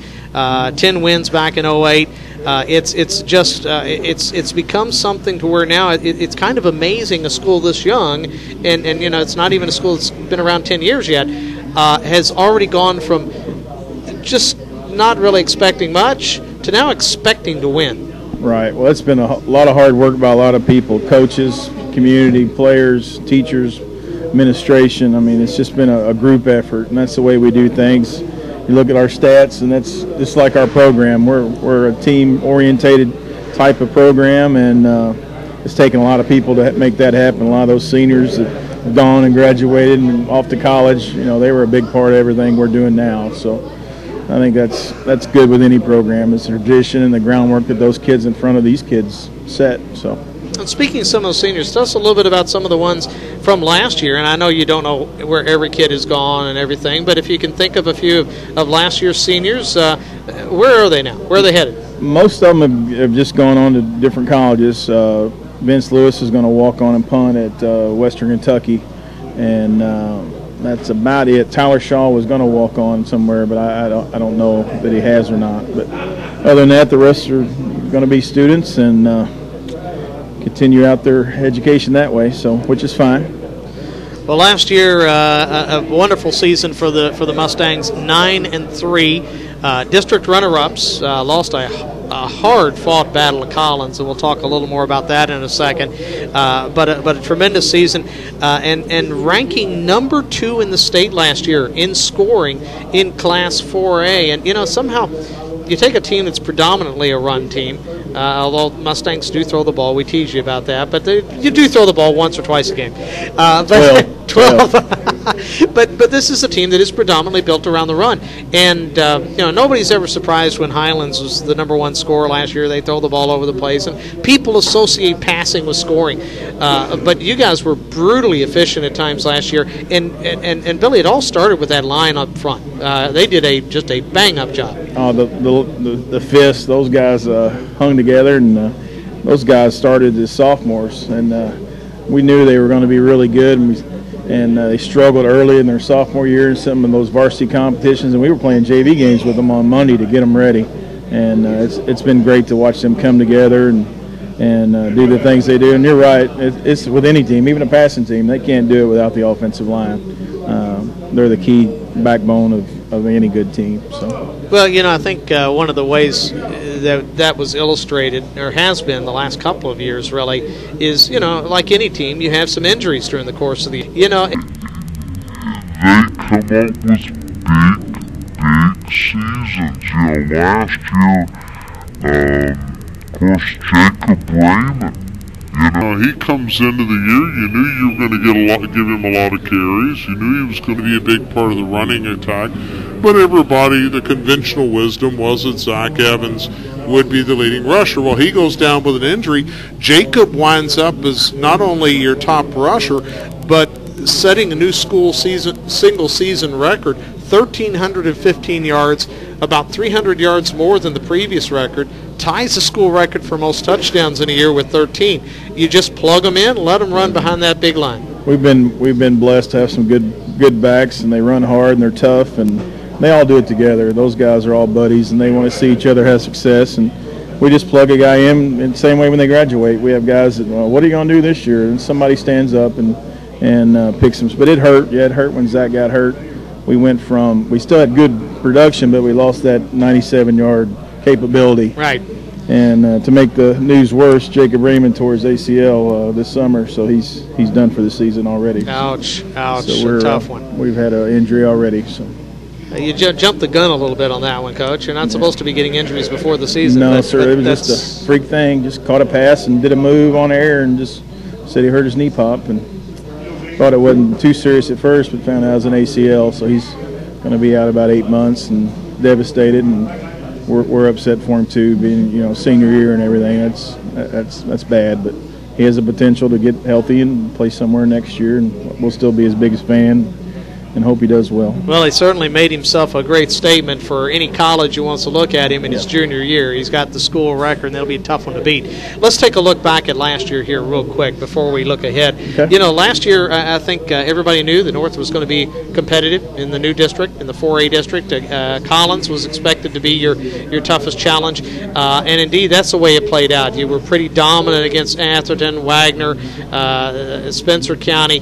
Collins game, boy, what a ball game last year. That was an exciting game. They've done a great job getting their program started in the right way, and I don't know how they split those kids up in Shelby County, but I think they got some of the better ones. They're pretty solid, but coaches do a good job, and they're doing the right things there, and they're going to be tough again. So, well, you come into this year, North and Collins again, the favorites. That was a great game, though. 24-22 Collins with the win. That was your first loss last year, Coach, and it actually came down to pretty much the final play of the game. Yeah, we came about 6 inches short on a first down, and that's the way it goes, you know. Well, as you look back to last year, what a great start. I mean, you know, one of the things you did last year, like I said, you scored a bunch of points, 42 points a game last season. You set your two largest margins of victory in school history were both set last year. I'm glad you know these things. When the school's only been around since 2003, it's easy to have all the history, you know. I talked to the Oldham County folks, and their history goes back a little further than I care to be able to admit that I could know. But you know, you put up a bunch of points on the board. You can win a lot of games when you put points up on the board. And 69 points against Wagner, that's the most in school history right there. You know, it was a lot of fun to watch that offense last year. Yeah, some of those were gentle, too. Some of those could have been 89 or 99 if we didn't want to. You know, we were subbing halftime some of those games. So, the kids did a great job. And we have a system that works. You plug kids in it, and they know what they're doing. They've done it since middle school, and it's just a system that fits our kids and the type of athletes we have, and our coaches do a great job, and we're just blessed. We just really are. Well, you know, Billy, you've always been kind of a proponent of, you know, we're going to do what we do well, and it's your job to stop us. And, you know, not always so much the smoke and mirrors, not the trick plays so much, not that you don't have those, but, you know, I remember watching a couple of years ago in the first game of the season, and you all basically ran jet right, jet left, jet right, jet left, moving from hash to hash. And, you know, I got to where everybody knew what you were going to do in the next play, and you walked right downfield, went 80 yards for the score. The bottom line is you execute your offense, you move the ball. Well, if they don't stop play one or play two, there's no need to go to play three. You know, sometimes coaches outsmart themselves. Oh, they'll be ready for that. They're gonna prove to me that they know how to defend our plays, and if they don't, we'll just keep running them. We did that in the scrimmage the other night. We scored on an X, little double handoff play to the left, and then went back, started on the 30 again. I said, well, let's try this to the right, 70 yards the next play. I mean, it's not rocket science. I mean, if we can execute our play against what they do, and then another thing we do is, if you'll watch, is the amount of formations we get in. We can get numbers to spots, and the same play may look like the same play to people, but we may have 3 extra guys over there blocking just by formating. So that's a big part of our system as well. You know, Billy, since you've been at North, I mean, obviously there's some tinkering you do every year based upon the kids you have. You know, you have a few bigger kids this year, maybe you have a few quicker kids next year. But by and large, you've pretty much stayed with this system since day one. Correct. Well, we can tweak it. I mean, just like when we had Dylan Grandin, we threw the ball a lot more than we do in normal years. So we can tweak it, and we got a running quarterback. We can run option in this system. So it's very, very flexible with our kids and what we want to do. We can leave 3 or 4 plays out and have 3. I have 3 or 4 more in the playbook that people hadn't seen. So it's really not a big deal. Well, I guess what I'm driving at, and what it seems is, you know, you're able to adjust to the style of players without reinventing yourself every year. Right. If I'm the left tackle and I learn a spread offense, but then the next year you don't have spread personnel, Correct. Now I've got to relearn my position all over again. You don't seem to suffer from that. Your kids know from year to year the offense seems to fit whatever your personnel is. It's very consistent, and like I said, they do it in middle school, and then they know it. and then we can tweak it with the personnel. And it's just a very flexible system that we've come up with. And offensive coaches, Coach Satori's added some things to that with the O-line and some plays that he's done.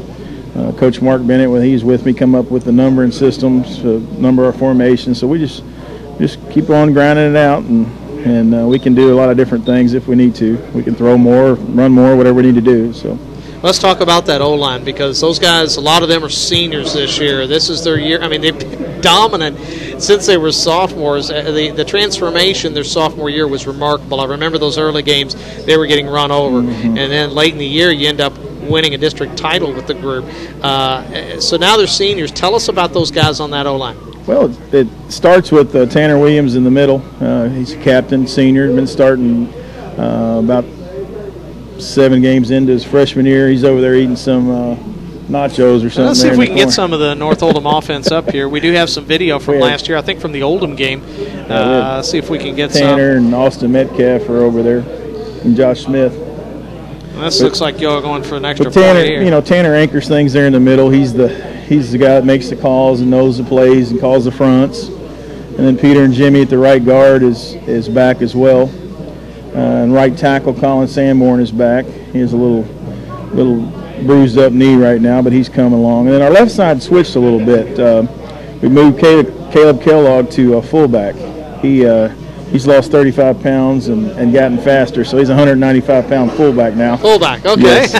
And we got Austin Metcalf, who's over there eating. He also plays some guard and can play center as well to help back up Tanner and some of the other spots. And then probably Colin Clark and Dayton Pretty are both new guys. They're going to fight for that left tackle spot, I would think. And then we got guys that are, on defense that you see a lot on, like Will Steinfeld could be another guard if we needed to. But we got guys that try to do one side of the ball if we can. So I know you said you're down a little bit on numbers this year. Young but numbers, is freshman numbers. Freshman not numbers. Old, we're pretty good old guys. Old guys. Well, the most seniors we ever had. We got 16, and then Jacob's Hurt would be 17. So. Do you feel that this group? I mean, one of the things I know so many coaches just would love to be able to do is platoon on the line. Are you going to be able to do that this year? We usually platoon our O-line, our D-line, but I don't know how much. We're not to that point yet as to knowing who's where. We'll know by the end of this week and maybe after the first game. We still got guys vying legitimately for spots, and we'll know more as the week goes on, and may even rotate some guys in the scrimmage just to see how they grade out and go from there. But usually we like to keep our D-line fresh and keep them off the offensive side of the ball.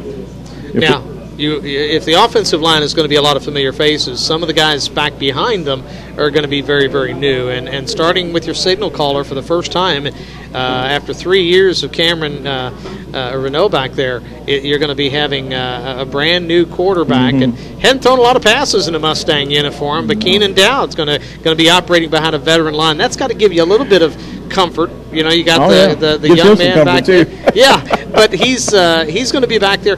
Tell us about him compared to Cameron. I mean, you're going to be a different style of quarterback. Well, to make him sleep better at night, the offensive line gave up 1 sack last year, the entire year, and they're mad about that 1 sack. They want to set a goal at 0 this year out of 115 or 18 passes. I'm sure you know that's pretty impressive. That is. So he can sleep a little bit better at night, knowing it. And then the backs that he has, to take some pressure off him. But he's a very capable quarterback. We have Tyler Snyder also that's fighting for some. He's coming in probably second right now, and Taylor Heckenberg. They're all 3 battling for that spot. And Keenan seems to have the nod right now. Very athletic. Played a lot of linebacker for us last year. You saw him more on defense. But I think you'll like what you see. Big, strong, runs well. Needs more experience with decision making, but can make some Tebow-type plays. He's an exciting runner and not afraid to run. He'll take off. So I think he only threw 1 pass all last year, but some of the time we saw him in action, he showed us what he can do with his feet. Yeah. Now who's going to be joining him there in the backfield? Obviously, with Jacob out, you got some new faces, but I think I'm almost afraid to ask though. Is Josh coming back? Josh Smith. Josh Smith. Josh Smith's over there eating some chicken wings or something right now. Josh is one of the wings, and Jake Evans. Both are playing. That's my 2 senior wings. And we moved Caleb Kellogg to the fullback spot. Fullback. And also we have Nick Tomey, who's a junior. He's playing wing and fullback. he and Kellogg and Kevin Graham, a sophomore, kind of seeing how that's one of the spots that's open till probably after Friday too, or after Saturday's game as well. So they're fighting for that spot. And then you got Quentin Shea and Aaron Beasley at the wing. So we got 4 or 5 quality wings that can rotate in there, and if somebody's tired, here comes another one, just like we've done in the past. So we had averaged 320 yards rushing last year. And I remember when you took the job at North, the first thing you told me the first time we met was how North Oldham was always going to rush for over 200 yards a game. It didn't quite work out the way that first year. But every year ever since, it's been going up. 2 years ago, it was 280 yards a game. That was a school record for a season for an average. Last year, you eclipsed the 300-yard mark, 320 yards a game. It's just an incredible number. Is that attainable this year? Can you set it? Can you break it again? I think so. We stay healthy and have a little luck and keep working hard. I've been pleased with our workouts and how we've been working. So we shall see. You never know. It's kind of hard to come out and say yes or no, but I feel we can with the guys we have returning and the experience they have. I think we can put very similar numbers up both sides. Now, when Keenan throws that ball, who's the receiver going to be? Obviously, Jacob Raymond was your leading receiver last year. So who's going to be the go-to guy when the ball goes in the air? You got a couple guys out wide. Michael Cho is back again, whose touchdown catches were about the same as his total receptions. I think he had 4 or 5 catches and 4 touchdowns. Cody Elbert can catch the ball a little bit, play some defense as well. Caleb LaGrange is a nice target at tight end. And then, of course, all our backs, Josh and Jake and Arian and Quentin Shea, all those guys catch well. So. Now, you were an assistant under Mike Jackson, and I know Mike Jackson didn't allow you guys to ever throw the ball to the tight end. So we did when we had Steve Packer that year, and he's 6'8", and he caught about 45 balls. Yeah, that was probably. I remember him to catch it a bunch. All right, let's flip side to the defense, because you got a bunch of guys coming back on defense who contributed in a big way last year. In fact, when I look at just the numbers, just looking at the statistics, 6 of your 8 top tacklers all back on the defensive side of the ball, and some of them guys who have really had nice careers for you. Cody Elbert has been among your top tacklers the last 2 years, as has Josh Smith. So you got some guys who have been very successful back there. Cody Elbert led the team last year, 70 total tackles, 49 of them solo. So you got some hitters back there coming back on this D. Yeah, we've been blessed with those guys playing for a long time. Josh and Cody both have played well, and Josh is playing an outside linebacker and Cody's playing a stack linebacker. So it's good to have some experienced guys in with that group. So, and then of course we got Chase Shea decided not to play. That's one that's a little bit different. He decided not to play. He's trying to save some money for school, so Chase is not playing this year. So that's one that's not. And Michael Cho is a safety. That's key to have the kid back there in the back that can make the calls with the defense. So we got a key guy in each of the the D-line, secondary, and R.J. Condon was a nose guard. So we got key guys there that are back and ready, and then a lot of those guys that played offense may have to play a little bit of defense now. Now, let me ask you about the question begs itself. I mean, Keenan was a pretty good defensive player. You going to let him play both ways? If we need to. All right, he was pretty good linebacker for you last year, and we sometimes coaches don't like to roll that dice with that quarterback. It depends on the kid, I mean, Chase Maddox was a pretty good defender, and so was Dylan Grant, and I haven't been against it. Now, Cameron, he was just he had a lot of injuries and stuff, so I didn't feel safe about doing that with Cameron. So I wanted to make sure he just would run the offense for sure. So that's kind of why I did that with Cameron the way I did. But he'd have been a nice linebacker too. Yeah, he really would. He really would. Now, last year, when you got to the end of the season, of course, you get derailed by a very athletic Western team down at Western in the second round of the playoffs. A game that could have gone either way. As you look back now to the 4A, and you had your first season in 4A. What do we learn here? What's North got to do now to get back to the region? We were close. We were really close. I think the injury to Zach Evans really hurt us as far as the big play capability. It messed up some of our timing as well. Those other guys came in, did a great job, but when you lose a kid like Zach, it makes a big difference. I think that very possibly should have beat Collins with him in there. And then we're playing at home. And and you play. It's a whole lot different thing there at home, playing those games at home, playing Western in the third round or Collins in the third round at home, and so football's strange. One little thing here or there, or twisted ankle. You got to be good and lucky, and and we weren't quite lucky there when we needed to be. And we didn't play very well that last game, so. Well, you come into this year, and I said when we started this interview that, the thing that has changed the most at North and has been just so impressive, and it's a result of the development of the program, but is the fact that people now have started to expect the team to be good. I mean, you've really done a good job of creating the tradition. Tell me about how this team is supported in the community. I mean, we saw also another testament to it when Coach Will Jones got ill with cancer. The way the North Oldham community really collapsed around the team and Coach Jones. So tell me about the program in terms of the support you're getting. That's exciting on Friday nights. Crowds are huge. Can't hardly find a place to sit down. I used to go to Kroger and people would see the North Oldham football shirt and laugh, 0-10, here's that team. Oh, they won 7 games in 3 years, and now, hey, Coach. And I'm like, hello, sir. You don't know everybody. I mean, no faces, but it's good. The community's excited, and you're right, they expect to win. And our kids expect to win. And that puts a little pressure on us, but that's a good pressure. So as you look at the district this year, Atherton, Spencer County, Widener, Collins, how do you shape up in this bunch? I mean, the prognosticator is pretty much saying it's you and Collins again. Is that the way you see it? Spencer could surprise some people. I think they're going in the right direction. I think those 3 will be the toughest 3 teams in our district, and like I said, you got to be good, you got to be lucky, and stay healthy. So we'll see how it all plays out, but I think it'll come down between one of those 3 teams. Let's get that schedule up there if we could for North Oldham. As we see here, the Mustangs at home this Saturday night, first game of the year over there at home. In fact, you get a couple of home ones. That's already this week. Goodness, we got a lot of stuff to do. I'll tell you something. You got a couple of toughies to start off here. Henry County, you've played Henry County more than any other team. They don't like us. They're going to play hard. Yeah, and of course there's the old fact that you coach there, and they'll always remember that. Oh, yeah. And then you got Oldham County the next week, and of course the Colonels, after blowing that fourth quarter lead against you last year, they're going to be hungry. Oh, yeah. I'm sure they will. That's a rival game, and then Cal's a rival game. And then E-Town, we don't like them very much either. They knocked us out of the playoffs one time, and we've knocked them out. So, and then South, of course. Those first 5 are I tell you, that gets you ready for district. And that's what it's about, those district games. You just hope that you can stay injury-free in those and learn from them.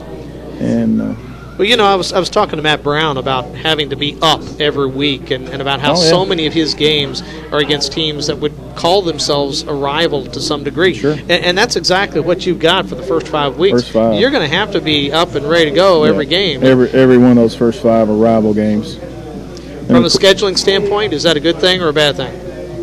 I think anytime you can stress yourself non-district, I think it's a good thing. I mean, other than doing something stupid like playing somebody you have no business to play that's going to get half your team hurt. But these are teams that we match up with, and some are bigger in class, some are smaller, but they're all teams that we've traditionally had a rivalry with. And I think, those kind of games make you better, and those are a little bit faster games and go a little bit harder, and those get you ready for district, which is what you want, You can be 0-5, and Central does it every year. They're 0-5, and and then they win all their district games and their 5 playoff games and end up 10-5. So, that's the most important thing is get ready for your district opponents in playoffs.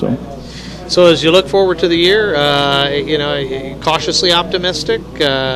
What's your feel here? Nervous as always.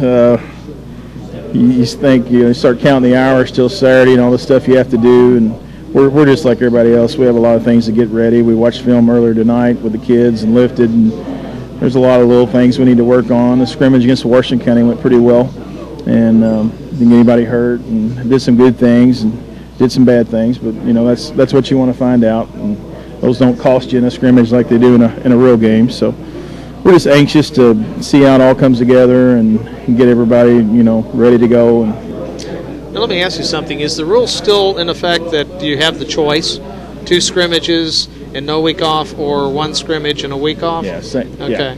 Yeah, I assume. So if we had 2 scrimmages, we wouldn't have a week 0. You wouldn't have a week. And you'd play 10 in a row. Gotcha. But I like having a break right before district, just to kind of maybe you got some twisted ankles, you like to get healed up, or makes it tough on the front end, but I like having a break there in the middle to get rested back up before you start district. Which next year we won't. We'll have a district game and then an off week next year in our new schedule, the way it's coming out. Well, let me ask you this. I didn't get to go to the scrimmage, so I'm going to bend your ear just a little bit on that. Obviously, to some degree, you want to see stuff that you like, but you sure hope you see the things that aren't working right yet, because those are the things you got to improve on. What did you see that you're going to have to improve on for this squad? Just little things like steps and timing of plays. Some plays we'd run on air and not done a lot of live stuff, and that showed. And our bread and butter plays didn't look too bad. Our quarterback made some good plays and bad plays, which you would expect with a new guy. Other than that, offensively, I thought it was good. Defense, I was really pleased with our effort and flying to the ball and tackling and hitting. I thought was well. We did a good job with that. We need to work on getting off blocks a little bit better and getting all 11 guys to the ball pursuing. But we flew around, had an interception, run it back. The defense scored. Offense, we did our normal thing. We scored, did the things we need to, threw the ball and ran the ball pretty well. So just little things at this point, and figuring out who's starting and rotating or however we're going to do it. We still got several positions that are not set in stone. So, but that's a good problem to have. Yep, it is. Billy, as always, thank you for being here. Best of luck to the Mustangs this year.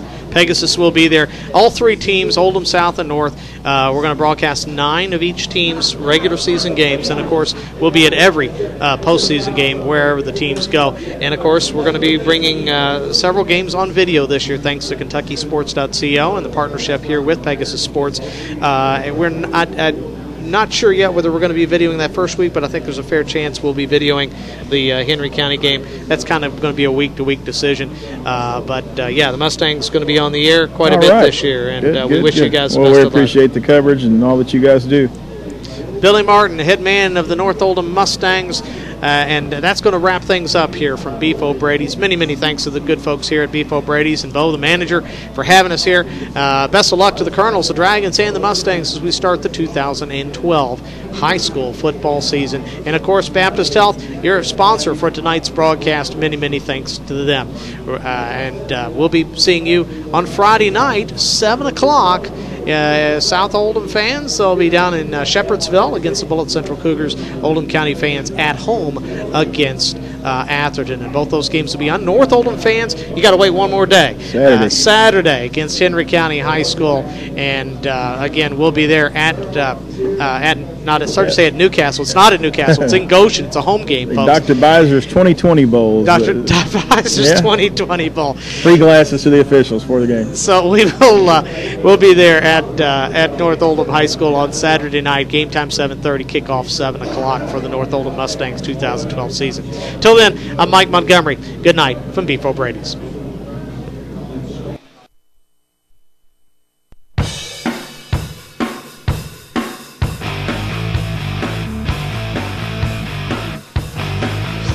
Tonight's Pegasus Sports Network coverage of the 2012 Baptist Health preseason football show has been brought to you by Baptist Health, who reminds you to feel better.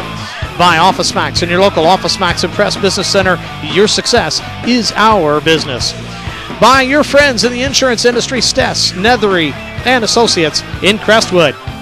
Also in Crestwood, 10th Inning Training, your place to work on your baseball skills, just above Enterprise Rent-A-Car, that's 10th Inning Training.